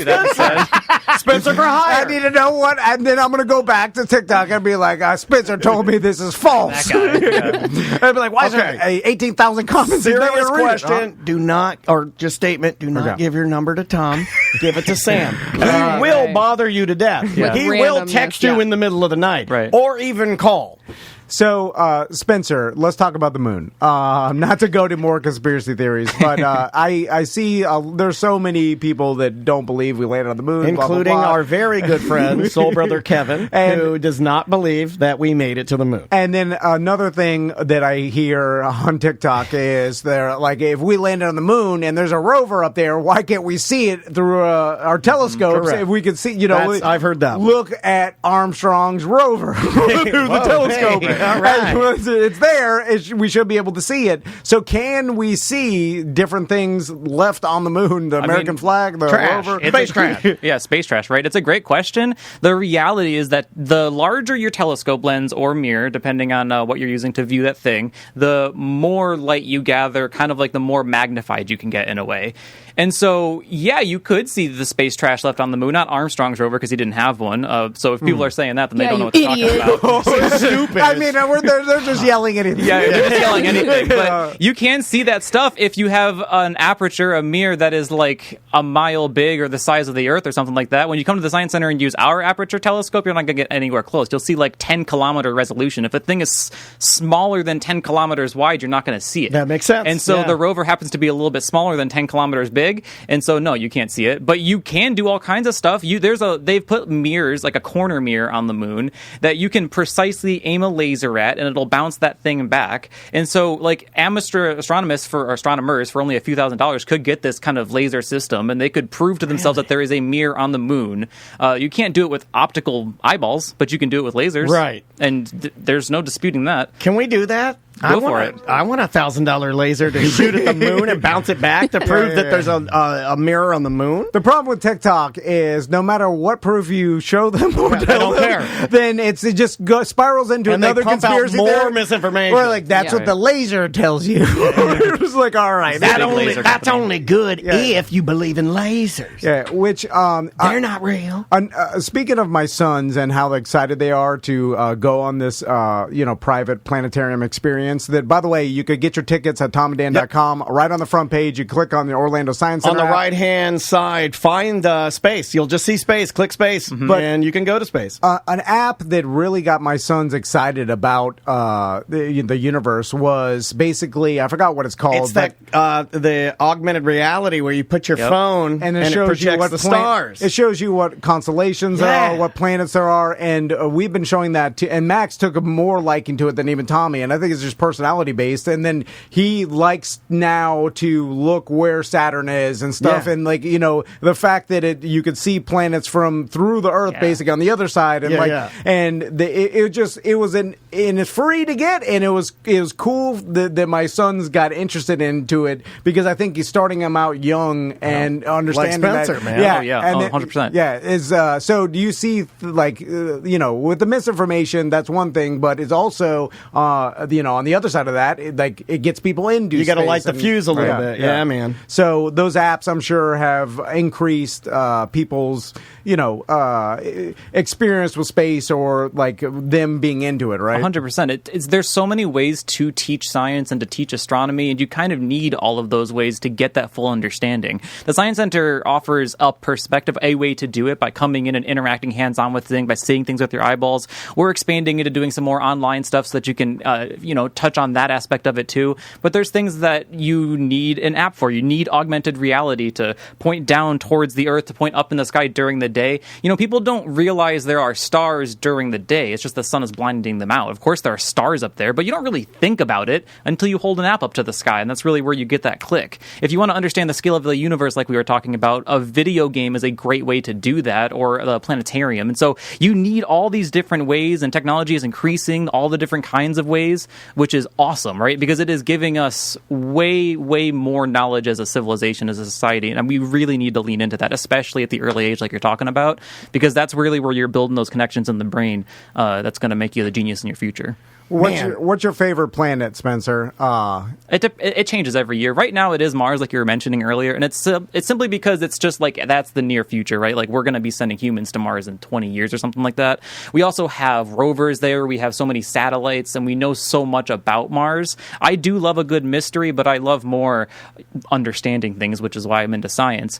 And we just know so much more about Mars than any other planet that's out there. Have you watched the show For All Mankind? Because that's one of my favorite shows. I absolutely he loves love it. Yeah. That's so good. And do you buy into the alternative reality that if Russia did make it to the moon first, that it would have caused this extra space race that would then advanced us in space travel more Even than more, we are now? yeah. Like, it's interesting thought, and it makes sense to me, right? Yeah, I mean, it's a cool thought process for sure, and it results in all kinds of fantastic suspenseful moments in that show. So if you haven't seen it, you should go watch it. But yeah, that's totally possible. Why not? Or if there was maybe a third country at the time who was also competing, maybe that would have added even more fuel to the fire.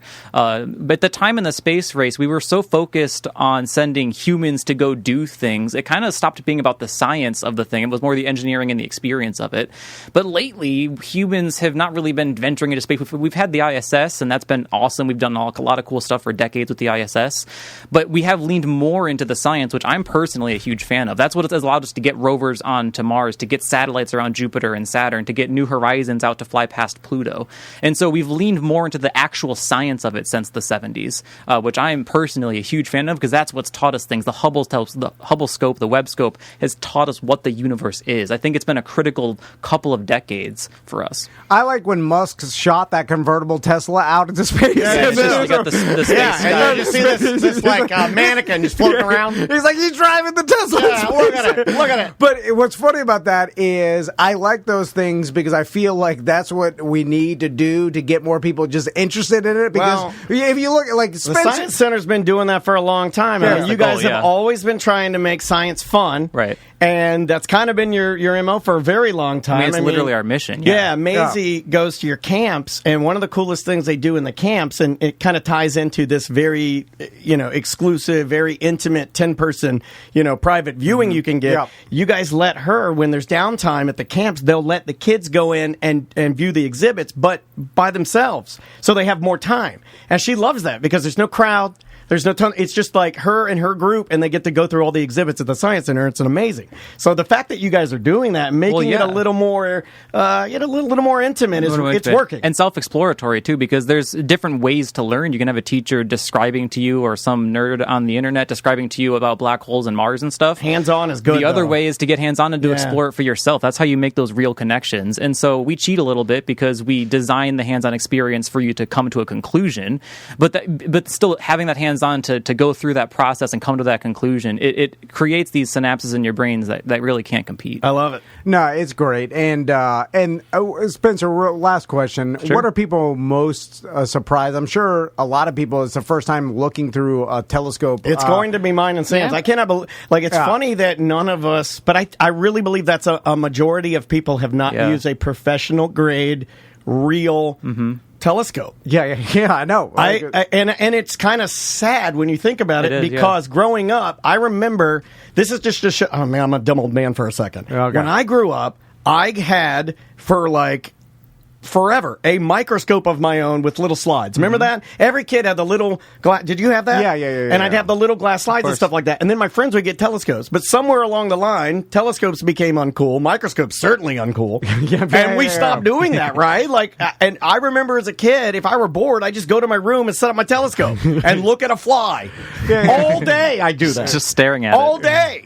Yeah, and so what are people most shocked or surprised by when they look through the telescope for the first time? Weirdly enough, I would say it's probably the moon because the moon's so close. So basic, though. It is basic, but you can see so much detail. You were talking about wanting to see a crater on Mars. That's not possible with the scopes that we have. It's kind of like a resolving image, like I was talking about. You just can't see something that small on Mars. It's too far away. But on the moon, oh boy, you can see all kinds of detail. Craters, for sure. Impact lines, like you can see mountains and just see how it's an actual rock in space, right? It's not just a blurry, smudgy dot. Saturn is another one where being able to see those rings, like it almost brings tears to my eyes still. And I've seen people cry over some of the stuff they're looking at in the telescope. You took my question. I was going to ask you if you've had some people get like emotional. Oh, 100%. How can you not, right? Because you've seen Saturn through all kinds of images, but like those are the photons, the light that is bouncing off from our sun, bouncing off the Saturn and coming into your eyeball. Yeah. Like it's real. It becomes real in a way that it is not real until you see it through a telescope. So it is a little bit sad that people don't get that experience because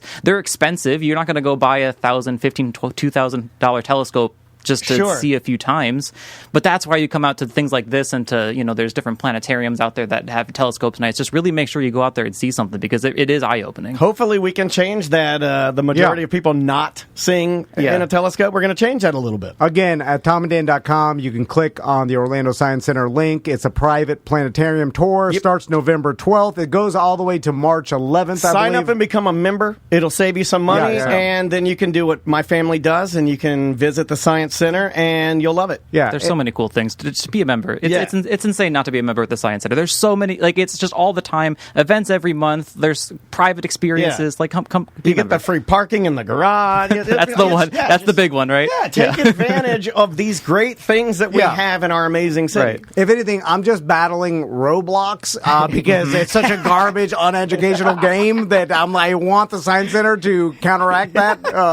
We got Spencer, you. Thanks so much for coming in. Thank Jeff, you guys. We appreciate it. Always a pleasure seeing you guys. Yeah, Absolutely. thank you. And again, Orlando Science Center, click on the ticket link at tomanddan.com, and we'll all be going out there and talking about it. Spencer, you got anything else? Be a member. Come to the observatory experience. Space is awesome. That's pretty much it. All right, perfect. Love it. All right, we'll take a quick break. We'll be right back with more Corporate Time. It is another Corporate Time with Tom and Dan. I'm Dan. I'm Tom. Samantha, our producer's here. Hello, Sam. Hello. What do you want to plug, buddy? We'll plug the Solar Bears. Yes. The Orlando Solar Bears. We're going to be at 3 different games, all 3 of us, this month in November. Yep. I'm going to be at the November 10th game. Sam's going to be at November 13th game. And Daniel is going to be at the Thanksgiving November 24th game.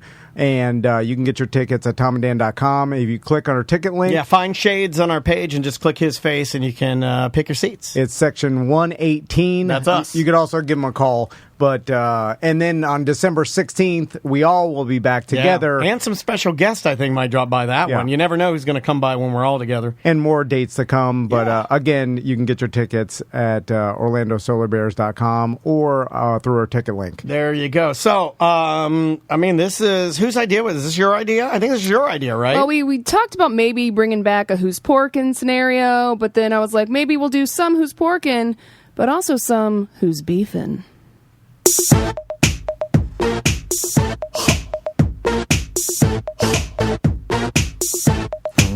We're bringing beefin' back. Your girl Samantha's got the spice we like. Find out who's angry, yeah, she's got the knife. There's so much beef, you'll have a heart attack.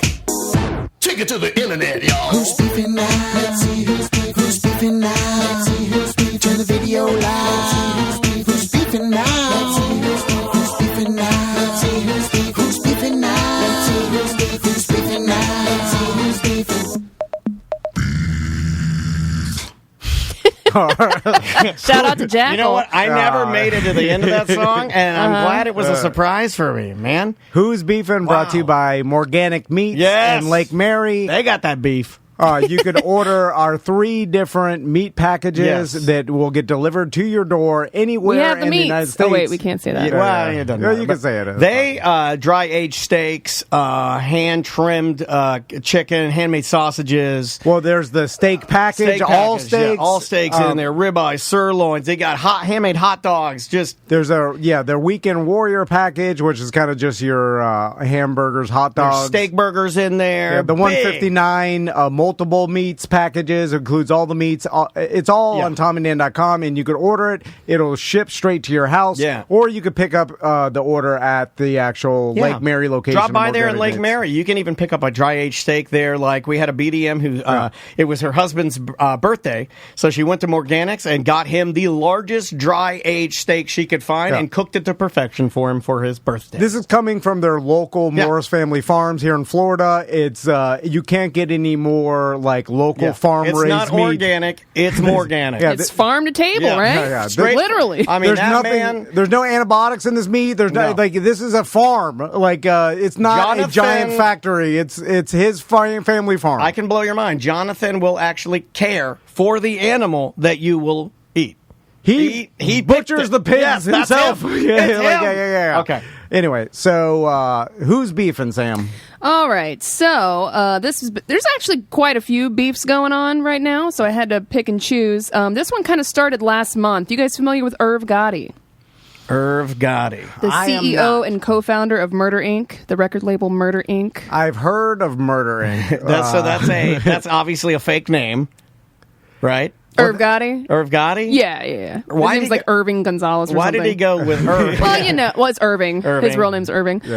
But he has been going off about Ashanti recently. So he was on a podcast last month called Drink Champs Podcast. Oh man, Drink Champs have been getting everybody into trouble. Yes, they have been. They get all the tea. Yeah, they do. So he went on there and he started. He's promoting a docuseries about Murder Inc. Right? That's running on BET right now. And instead of talking about the ins and outs of the actual record label and everything, he kept really focusing on his alleged affair with Ashanti. Okay. So she was, of course, an artist on the record label back in the day. She was young, right? She was like 20, 21. He's about a decade older than her. He was married with kids at the time. They've never claimed, they've always denied that they never hooked up. Yeah. But now he's coming out and he's saying, oh yeah, we were a thing. Like I was totally in love with her. We were a thing. Oh wow. She's at that point she had not even responded, right? But then he goes on, and then the docuseries started airing, and it's like he was obsessed with Ashanti. So even in the docuseries? every episode he was talking about her, how much he was in love with her, how she screwed him over In the docuseries? even though he was married, because she ended up like kind of. She did admit later, like, yeah, maybe we fooled around, but like we were never like a couple or an item. Right. I don't know why he's saying that. And then he actually saw Ashanti at a basketball game with Nelly, and that's how he found out, quote, she was cheating on him. Mind you, he was married at the time. Right. So he's like just dragging her throughout this entire docuseries to the point where she actually she came out and did a interview, and she was like, yeah, I don't understand. Mostly she thinks he's doing it because A, he's still obsessed with her after like 20 years later of this whole thing going down. Yeah. But also she is now currently re-recording all of her originals. Like Taylor Swift did? Exactly, So because she she can wants own it? ownership, Yeah. and he's really upset about that. So they're beefing about that.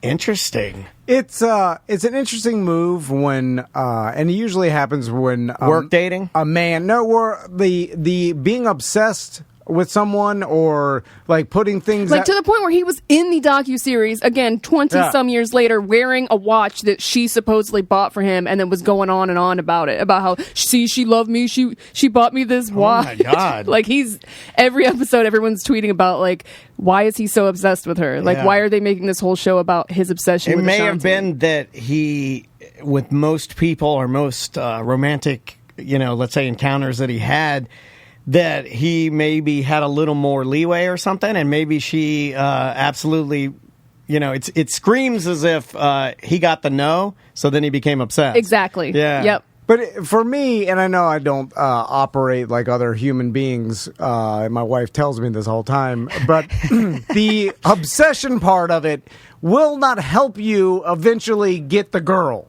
You see what I'm saying? Right, like, yeah. I've never heard, and maybe I'm wrong, but I've never heard of like someone not being into someone and then finding out they're obsessed with them and then be like, oh, they're obsessed with me?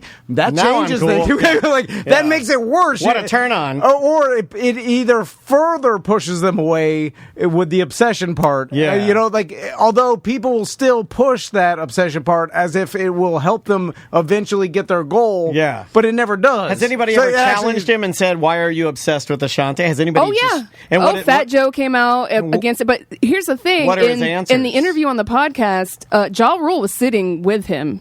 And I don't know if you guys know, like him and Ashanti, they've had that whole song together, but he always refers to Ashanti as like his little sister. But he wasn't really defending her at all in the interview. And people are that like, is well, that's interesting. crappy. Like he was just kind of like snickering or whatever. What if And it I guess was like true? at one point when Irv Gotti was like calling her a bitch, he was like, then he was like, hey man, like be chill. But like he was going on and like giving intimate details about some of their sexual encounters, like going nitty gritty. And it's like, you're like a 50-year-old man. Why are you talking about a 20-year-old relationship when especially the woman Right. has Is he still never- married now? No, they are now divorced. Okay. Right. Interesting. Maybe I think that plays into it too, because I think when you're divorced, you feel like you can air it all out now. You know, But not air out someone else's. Oh no, I know, you but I think he. So I think Ashanti he thinks says he's okay now. she attributes his comments from pain of not wanting to let go of his control. I feel like when a man is losing control and he can't manipulate, dictate, or tell you what to do with your finances and control where you go and who you're with, I think that's a man's ego. So then it turns into bashing and intimidation and trying to make you look bad to boost his own ego. It's really just sad. And she also denied to, because she was asked to be a part of the docuseries, and she's like, no, I don't want any part of this at all. Interesting. That trait people have, the controlling trait, is also odd to me. It never made sense. And again, why. it's that thing where he was, the CEO of the record label she was signed to. She was 20, 21. He was a decade older than her, married with kids. There's a little bit of a work. He has the influence. Yeah. He has the opportunity. He can control you, and you're going to feel that, and he'll probably take advantage of it in nefarious ways, which is unfortunate. Yeah. Because most, I won't say most, because that's not true, but a lot of guys do. He's getting clowned so hard on Twitter and TikTok. Like, everyone's just like, this is embarrassing for you. Like, stop talking about I it. was going to say that too. Isn't it also embarrassing to the person that's obsessed with some other celebrity? He does not seem embarrassed. He won't shut up. He's doubling down. So I wonder if, because I always go back to, is there ulterior motives behind this, where the fact that he knows that this will stir up drama, which will then get people talking about you. Is this recent? How recent? The podcast was a little bit last month, and the docuseries is going on now. Okay. I think it's a 5-part docuseries. So it was, because I mean, again, with Drink Champs being the show, you look at it. I mean, if people wanted to look at what's happening to Kanye and how he is, it seems like he just wants to ruin. Because Ashanti, when Kenny was here, he had just seen her. No, he saw Maya, but Ashanti was just at one of the festivals or something. She did that super group get together. So she's kind of trying to start her career again. She's re-recording her music, and it seems like he's just still bitter about the situation that went down, and so now he's trying to drag her through the mud for no reason 20 years later. Men got to get it together. Y'all got to get therapy. 20 years later, you're bringing this up? Well, come on, bro. It just dawned on me that, okay, follow me here. Yeah. So the obsession with a person, right? Yeah. I think it's a turnoff for anybody at the beginning if you find out someone is obsessed with you, because you're like, "Why it's crazy, right?" Yeah. And then, if you found out someone had some sort of shrine with your pictures on there, and then and that kind of thing. They think about you all the time. What the hell is that? They want a tattoo. All this stuff. Obsessed. Where that usually pushes people away. But if you get past that and marry that person, having a wife or a husband that's obsessed with you is a benefit at this point. Because think about it. Do you know anybody who? Nobody.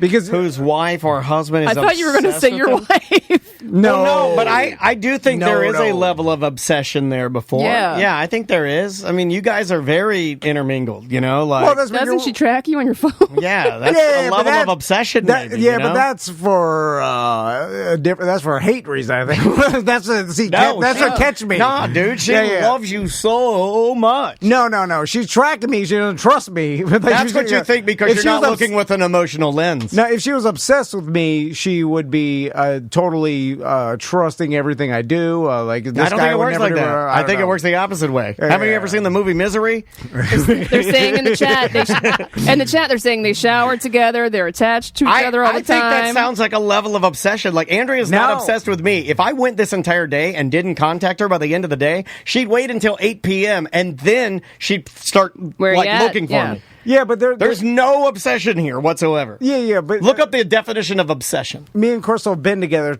for too long. You know what I'm saying? We've lived together. Wait, whoa. Well, You're no, I'm announcing your divorce? No. I'm just saying that since high school, you know, there's a certain weird thing that happens if you've only lived with someone, that one person. Right. You know, I've known Crystal since high school. I lived with her since I was 21. The chat room says obsession evolving into codependency. Can you see that, maybe? Did Yeah, it start yeah. as obsession? Was she originally obsessed with you? No, I don't know. I mean, didn't she move to Orlando for you? Yeah. Okay, I think we're seeing something here. I'm saying, Well, then my She's whole the Irv theory Gotti gone of to garbage. She's the Irv Gotti of the relationship. Because I'm imagining someone building a shrine, thinking like, oh, everything I do Dude, is she funny. has a box that has all the dreads in there from other men. she has an Antonio Well, she had shrine. multiple She obsessions. doesn't have anything with me. Yeah, he doesn't. Who said you have to have one? I'm She's just- right. Maybe it's the obedient wife that I'm looking for, not the obsessed wife. The obsessed goes wrong. I'm looking for the wife that I could do no wrong, that I could walk all over. Well, I nobody's treat like got her. that, dude. Jesus. There's people that have it. There's people that have the spouse that they never get mad at them, and they cater I to don't their have every I mean, want or Andrea need. does a lot, but I don't have the. Yeah, she's forever mad at me. Yeah. Well, I think that's what happens with human relationships. Yeah. But anyway, you know, Wow, that I was a just good- talk out of theory. Obsession, not so good. In any case. That's a nice beef. I a little porking too, because Yeah. apparently they both kind of admitted there was some type of but not like we weren't together, but we may have hooked up a couple times. Right. You know, Man, Ashanti must have threw it down. I guess he's obsessed. Being a celebrity and having public relationships, God, what a pain in the ass. 'Cause, Yeah. like, even with Brady recently, he had to say on some podcast that it wasn't his idea for getting divorced. Like, it wasn't him that was. We didn't think it was, Tom. Well, but And I'm even- talking to Brady, not you. But even by saying that, then all of a sudden you get hate back that you're blaming You her can't for it. even say You anything. can't say Right, anything. right. So that it's like you are screwed no matter what, and that must be horrible because it's like you can't even say the truth because no matter what, it's going to come off bad because all that gets reported is the headline. No one actually listens to the podcast and hears it from your voice. All we do is see the ESPN like Brady says it wasn't his idea, Right. And then that's what everybody sees, and they're like, Yeah. "Oh man, Well, F that bitch." that he's blaming Yeah. Giselle and saying it. And that's not what he did. No. But because but I will imagine say dealing with that garbage. As I get older, I do realize that there are times maybe that I think the best play would be just to not even talk about it. You know, but I mean, it's all you're asking is about. that possible?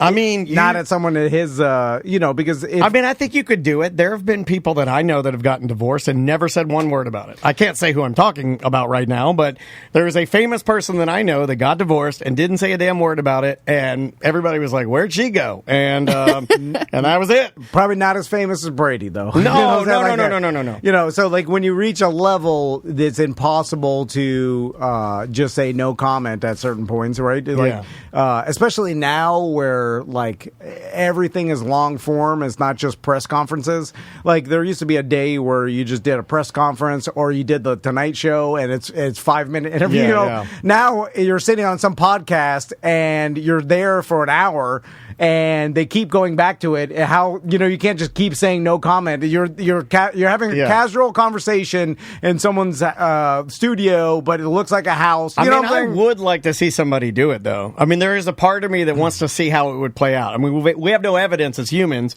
of somebody doing this, but I wonder if Brady just said, I'm not going to talk about that, and then just held to it, like held as hard as he could. I'm not going to talk about that. Yeah, and just that's stayed personal, with it. yeah. I wonder what would happen. Now, no one will ever do it, but I'm just wondering what would happen. I think people would start getting mad that he's not sharing. That's none of their business. It's true, and but we don't know you. Mad. Yeah, we don't know you nothing. Yeah. But I'm sure they feel the pressure, right? Like any of us would, if we're like you have your audience, your fans or whatever, and then they start, you read the comments or whatever. It's like, like you can't. What's the deal? Why are you hiding? Then it's like, why are you not talking about it? What happened for because then it almost makes it worse. No, I know. When you don't mention it, because then people start going to conspiracy theories. Yeah, and somebody cheated. But you can let them do that, right? It's going to happen anyway. Yeah, it's going to happen anyway. But then it spirals, and then your publicist is like, "Man, you got to say something to gotta stop stick up this." for yourself. Like I know, man. What a pain in the ass! It's terrible. Oh, breaking news! I know. Right now, it appears as if Dan Snyder has started the investigation into selling the Commanders. So. Yeah. That seemed like that was inevitable. I didn't think we'd see it for a minute, but yeah, I guess he's going to investigate offloading the team to somebody else. Huh. There's too much bad stuff coming out of there. He ruined it. He just ruined it. And the other NFL owners don't want, they got it going good. Like, they're like, hey, listen. We're getting you the hell out of here. All of our teams are worth 100 times what they were 20 years ago. And you're screwing this up. And and all the press is negative, and it looks like this is just a elite club of 32 white billionaires, and and then we're all like eating infants, and you know what I'm saying? Like, I imagine what people think is going on with us is way worse because of you. So get the hell out of here. You're making us look bad, dude. Oh yeah, Jerry Jones. Like I apparently, I've heard that Jerry Jones and Robert Kraft are kind of like the leaders of that group of 32. They're considered like the eldest, the elder statesmen, and the guys that came up themselves, and not the guys that inherited teams. Because apparently, the people that inherited teams are looked down upon with the people that built their own. What a crazy club to be in, well, right? Think about it. Like, if some guy's son is just running and he didn't build anything, have any industry, he just inherited it from his dad, who built the business and made from the money. ground up. Yeah, and then I'm sure you, as Jerry Jones, the oil man, or Robert Kraft, and all these other guys that built their own stuff are looking at this kid, or you saying kid, he's probably like us looking at influencers. Well, but not even that influencer. It would be like us looking at Joe Rogan's son, who still had a successful podcast. Yeah, that's a good example. And then, even though that's not how it works with podcasts. He just gave it to me. Oh, you mother! It's funny with any other thing. It doesn't really work like that because, this is a business and you're just inheriting the business. But anyway, they get this guy the hell out of there because all that stuff is real bad for business, right? Yeah. Oh man, it's the allegations, all the. I started reading it and it's gross. I mean, it's real bad. Yeah. It's what they don't want people to think the owners are, and it's also exactly what you think is happening. It's like really bad, and exactly what you thought was happening. Yeah, and I'm sure has been happening, and still happens at other clubs, but it's egregious with what he did. That's what they say. All right, so let's take a break. We'll be right back with more Corporate Time. Yeah, I mean, like YouTube, I do, and now I finally, and I'm kind of training myself, but now I finally have some channels that I subscribe to on YouTube, and I go there, in the afternoons, if I go home, and before Maisie gets home, or she'll even watch them with me, and we have fallen in love with watching this guy called Big Banks, and he does abandoned mansions. Maisie and I love abandoned places. Sounds cool. Yeah, it's pretty neat. And the guy, he's I think he's Christian. And the only reason I say that is he does a unique thing that I'm not anti at all, but he just he doesn't push it on you. But when he starts his video, he gives a little soliloquy about what happened to the home when it was built, when it became abandoned. And then in transition, he's like, and let's begin. And then when it fades out, it'll just say he who has the power believes in all, and then it'll say like Corinthians 5, and that's it. That's little- all it'll little say. Bible verse. That's it, just a little Bible verse, and then it fades away, and then he'll never address it again. I'm okay with that. He just Interesting. popped a little Subliminal Bible Yeah, he message. threw a little Corinthians in there, and then he does big drone shots going over the pool, and then he walks around and looks at all the stuff, and then his specialty is finding places that still have the stuff in them because the person died, and like the bills are still on the table, the bed's still unmade, that kind of stuff. Creepy. And May loves it.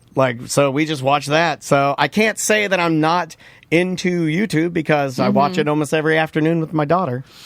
Man, there's so much stuff out there. It's endless. It's endless. It's endless. And everybody is just putting out more.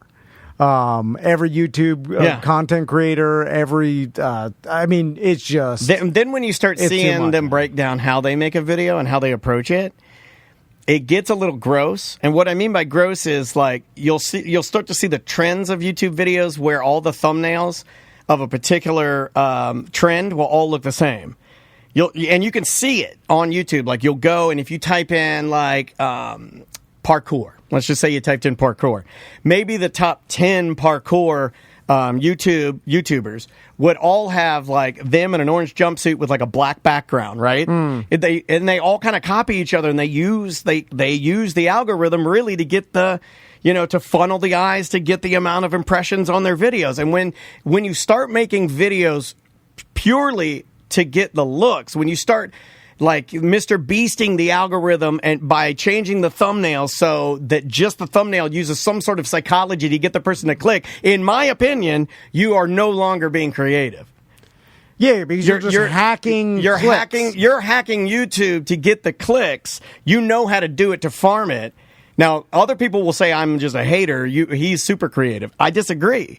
When you start farming it, the creativity of what you're trying to even do, you're losing your way. You're not even, your focal point is just to try and get as many people eyes on the video. It was never to make good content to begin with. Well, that's probably why I have a disconnect with these type of social media platforms. There's a disconnect for me because I'm like, why are you even doing that? You're not doing that because you love doing it. You're doing that to hack it. You're doing it to get the huge number. Well, it's funny because that's the inevitable deterioration of all media, where it happened with news and where anytime you monetize anything, right? The money becomes a primary goal. So, and then it's like, so if it's all advertising and it's all clicks and that's how you get paid, then your focus is to get the most clicks. And when that's your focus, instead of the content, creating the best content, but inevitably clicks over content, you have you start focusing on that because that's either that's what your boss and the owner is telling you, or that's what you need to do to grow your money. And that's, I was watching a guy this morning just to figure out how to do something on YouTube. I just had a problem with our YouTube channel, and I went to this guy's channel, and he had updated a new video, and his new video was, he's like, you might think, you've probably heard, he started it by saying this, he's like, you may have heard that, just make creative and compelling content and your channel will be found. That won't happen. Here's 5 steps you need. And I'm like, oh my God, everybody's going for the 5 steps. Everybody's going to, how can I get the hack? How can I get the click? But nobody even gives a F about what they're even presenting. But they don't care about it. He's right and wrong. Right. You're backwards engineering it. Good, because he's right in the fact that that's how people, because they don't even care. Right. Like they're just kids, zombies just scrolling through and they're clicking on whatever, like they don't even, the person consuming it doesn't even care if it's good. And that's where you become idiocracy, right? And then it's like we're holding our buildings up with ropes. And well, that's where my disconnect is. What is this? Who is getting better served? You got Mr. Beast finagling the thumbnails, making sure that every actor and person in his videos is unique to eye-catching. He's using every little bit. Every little trick in the book to get as many eyes on that. Are those people better served than the person who wrote, Lin-Manuel writes Hamilton, presents it to 1,000 people at the Disney Theater at Dr. Phillips? That, to me, presented to those people was only 1,000 people, right? So 1,000 clicks. But those 1,000 were served up a heaping helping of grade the most creative crap. Talented people. Yeah, I mean, singers, the best musicians, and that's where I can't get that out of my brain. That's why I can never be cool with the YouTube thing. It just, it's yucky. It's gross. It's it's weird how this all is fleshing itself out. Right? Yeah, it really is. Because we've joked about it, like we're almost the worst content gets promoted or gets seen the most. I was watching one this morning with Maisie. It's iPad Day, and I was watching. That's subjective though too. I can say worse. Do you watch Fizzy Bop? Do you watch Fizzy Bop? No, it's a sock puppet, and it's basically like Cookie Swirl C, but with a sock puppet. It's garbage. It's just them, someone adult playing with toys and making millions of dollars. But it's funny. Like even like Mr. Rogers did that. He played with puppets, but a lot more creative. And he had a set, and he had writers, and he put time in, and he wasn't just slopping out some slime on a there was a message at the end. I was like, he tried to keep kids off of drugs, and he was he took time away from his own family to make America's families better. But he ruined his life. Even corporate production companies, radio and stuff, they all have always done this. Remember when in radio, this is an old band radio talk, but back in the early 2000s, the whole thing was we were going to put little less is more. Little islands. Well, that was a thing too. That was just to fit more commercials. You're talking about blips, but put little islands of content in between the commercials to try to again hack the system. You're trying to hack the rating advertising system, clock. The advertising clock. Yeah. That way you could get a commercial sandwiched between technically, but the content was only on 1 minute of just talking after, and there was just I do remember that. It was a way to sell that particular spot as a premium spot sandwiched in between content, which is funny because they knew their talent wasn't good enough to do in content commercials, go into it, which is hard to do, by the way. Some of the people that do that, will be doing their show and then be able to go straight into a commercial amazing. And out seamlessly without it being awkward. It's crazy. That's a talent. Yeah. It really is. I'm not able to do that. I can't do it either. We do good live reads. I'll give us that, but I can't. It's hard to roll in, roll out. Because it's too fake. It's an old, but we're talking about an old skill, man. Me and Jack Bradshaw were actually talking about NASCAR radio and how that's a beautiful thing to listen to, but it's an old skill that just won't, I don't know. They're still streaming, right? So you still listen to the races. So it's not going to go away, but it's also corny, and so a lot of people don't want to do it. Yeah. But it's because it's the epitome of hey, I'm forcing you to listen to this commercial without even telling you, hey, we're going to commercials. Yeah. Because then you give it's like, oh, why are you forcing this on me? Don't force me to do anything. There's some podcasters I listen to do that, and I'm like, oh, God, get over it. Yeah. Get through it. I don't hear about your Sherry's Berries, and it's almost impossible to do a perfectly smooth transition. Can I tell you something about Sherry's Berries? I got them one time. I got Sherry's Berries one time. And I'm just going to give you an honest review. Yeah, and they're too big. They're too big. Too big. They're too big. When a strawberry is I don't want my strawberry to be 4 bites. Mm-hmm. That's too big. Yeah, you're right. It's a mongoloid strawberry. I look at it, and it's dipped and swizzled. They dip it in the chocolate, and then Sherry, she swizzles the white chocolate on it. I know you hate white chocolate.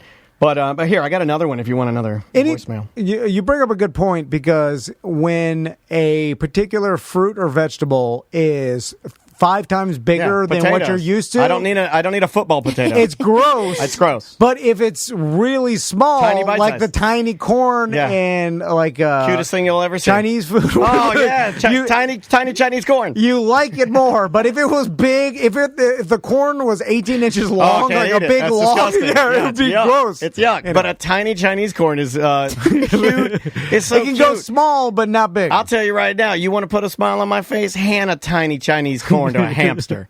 Hand him one. Aww. And just look at him go to town. He'll make me a happy boy. Tom, Dan, Sam.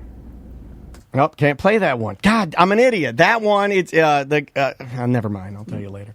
Hey guys, I got a question for you, Tom. Does your boat have a name? Also, why do all boat names have to be ridiculous puns? Like, I just saw this one. It was called Weather or Not, OARKNOT. I guess it makes for the best of luck. Wouldn't you spell it love you guys. WATHER, Yeah. weather, OAR, and then not KNOT? Yes. Whether or not. Oh, that's great. There's a lot of knots, K-N-O-T, in boat names. There's a lot of C. Like I've seen a couple Not My Presidents. I've seen those. Like my father-in-law had Sia, but S-E-A. Yeah, Sia. Yeah. And then, of course, the Barracuda and the Aquaholic. And you had the Lena, too. Yeah, you had a more traditional, regular... You know, but it was Lena... T-O-O, but also meant to like be... bringing the dog. There was one in my old neighborhood that said bow movement. No, yeah. That's a good That's one. pretty good. That's a good one. Yeah. Also a little aggressive. Yeah. You know? I think that came from, all right, they named ships, right? So giant ships. Name it after a woman, typically, right? Yeah. That's why I always like the Lena or Lena 2. Like, that's a good... What's the current one, though? Yeah, I don't know. Have you named Lena your boat? 3? We made that joke, but I thought you were going to let the boys name it with you. We went all through this. I think we picked one.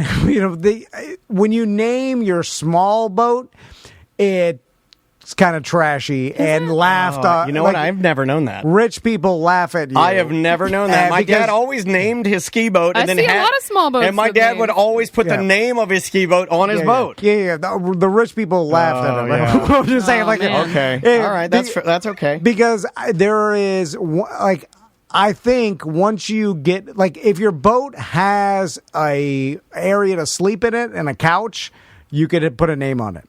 Okay, so you got to have like a living quarters. If you could sleep on your boat. That's fair. And now I know a lot of people are going to get You mad. can sleep on yours. Now, also, I will add to the category if you can fish on your boat, but offshore only. If you start naming your bass boat as rich people laugh at you. I've seen people do it. I've seen people name John boats. Well, yes. It comes from they named the big ass ships, and then as you know what, you should name your kayaks. You get name your inflatable kayaks. Well, then as it gets smaller and smaller, people are like, I have a boat. I'm going to put my name on it. Yeah. Then the people, like, I'm sure the giant ships are like, what are you naming this? The tiny little. You really think they care? Oh, yeah. I know who cares. I'm just telling you, they all laugh at you. And there's also the element of they know you had to, like, either pay someone to airbrush the name on or get the and whatever you do, you got to get the real guy out there to do the pinstriping. Whatever you don't put mailbox letters on your boat because it's real trashy. A lot of those. It's real trashy. If you go to Home Depot and you get mailbox white and black mailbox letters, then that's the most trashy, and they're all going to laugh. You know at what I like? Adam Sandler. There's a guy that drives around Baldwin that has an old beat up truck, and on the side of it it says "Mount your TV" in those same mailbox letters. Yeah. And I'm always tempted to have him come over, and I just want to say, like, are you really that good? Does this work? Do you get people that say, like, hey, I need a TV mounted. Good thing I saw you driving your dirty truck with a TV mounted written on, mailbox letters. When you put your name on your 17.5-foot bow rider mildew ski boat, it's basically, I'm trying to think of the equivalent of, it's like putting. Hold on a second. I think I got one. Would it be like me? Would it be like me wearing a race suit in my car? Is it like too much? Like I think I'm more professional than I am. Yeah. It's putting a spoiler on your Honda Accord. There you go. You know, it's like this thing goes 85 max. Yeah, it's a 4-cylinder automobile. There's no downforce. There's no turbo whatsoever in it. Oh yeah, and you're not turning with downforce where you need a spoiler. Is absurd. Yeah, this the spoiler's perfect. I'm laughing at you. The same thing. Let's try. I had a good one. Hold on. It is right here. Tom, Dan, Sam, whomever else might be there. BDM Mike. Listening to a news junkie right now, and old Sabrina's drinking. They're gonna get him to drink some thick water, doing some 90s stuff. Where's the sizzle, Tom? Where's the sizzle, Tom? Y'all lost it? Lost the fastball? Why aren't you drinking thick water? Thick water. Did you hear that? What kind of water? Drink some thick water. Look up thick water. The news junkie. I was listening to the news. I was listening to Sean and C-Lane and Sabrina. I was listening to the news junkie, and I had to go in, but I think it is the thickening powder that you can get at like magic shops, and I think it like you put it into water and it will turn water. It'll make thick water, but like it's still water. It's just thickened. And I think they asked her as a challenge to drink thick water. That sounds disgusting to me, but isn't it just like powder that turns the water into gel? Yeah, like thick water. Okay. Well, but it's edible, right? I mean, I guess. Yeah. So, I didn't get to hear the end of the segment. It's not that 90s. Oh, it was a That's- bottle of thick water. Yeah, that doesn't sound that bad, actually. I don't know if you listen to our go-to shows where Tom was 90s crazy Yeah, he was the doing entire week. pull-ups. He was wrestling. He wants me though to do it to someone else, but I'm just doing it to myself. I mean, we did. We ate cheddar crickets. We ate cheddar crickets on the air. Yeah. We did some 90s. Although you. Oh, so it is thick water. No, it's not the powder thing. This is you can purchase pre-thickened water. Yeah, they bought pre-thickened water. Doesn't sound that bad. And it's Gotta for be people honest. that have some sort of swallowing difficulty disease. Dysphagia, difficulty Dysphagia. swallowing. There you go. So they can't swallow regular water, so they. I need it heavier. I need a heavier Yeah. water. And They heavier. choke on it if it's too thin. Let's put thick water in our fish tank. Really? I've never even and see heard if of our this. fish are slow. But is it the consistency of like Welcome applesauce? back to the News Junkie on I a don't think it's mediocre that time. thick. So it's just what is it, like gravy? I'm No, trying it's to- not that thick, man. I want it thick like gravy. So what consistency are we talking about? Like lube consistency? Yeah, probably closer to that. Like a think think Lube. coquito. Yeah. Okay, yeah. like a milk. Yeah, milk. Okay. Well, Eggnog. Think eggnog. can you just drink milk? No, you have to drink thick You water. can't drink so much milk, man. But I think thick water, calling it thick water is what makes it gross, right? It's grossing me out. If you might want to try this. People use it for acid reflux and GERD, Why? inflammation of the esophagus. You got all kind of throat problems. Why do I need thicker water? Yeah, Why yeah, would yeah. it help me? Yeah, there seems besides from having that disease where you can't swallow like regular liquid, I don't see any purpose to it. No, I don't think we need to do But this. it also not disgusting enough to make it true 90s. I agree. That's what I'm saying. It's not that bad. I mean, if you want to talk 90s, call Tuttle and ask what things he one of the worst put in his butt. Yeah, one of the worst We're is gonna he cut that out. smoked a joint of another man's pubic hair. Yeah. I was there for that. That was disgusting. You could smell the hair. It was a lot. Wasn't that Whopper Jr.? Not It was Tuttle? Whopper. Yeah. My God, I always get that and Oktoberfest and everything mixed up. CEO, he got his own plane. He's flying a plane with a suit. Uh-oh. Don't spoil. Not. Bye. Bye.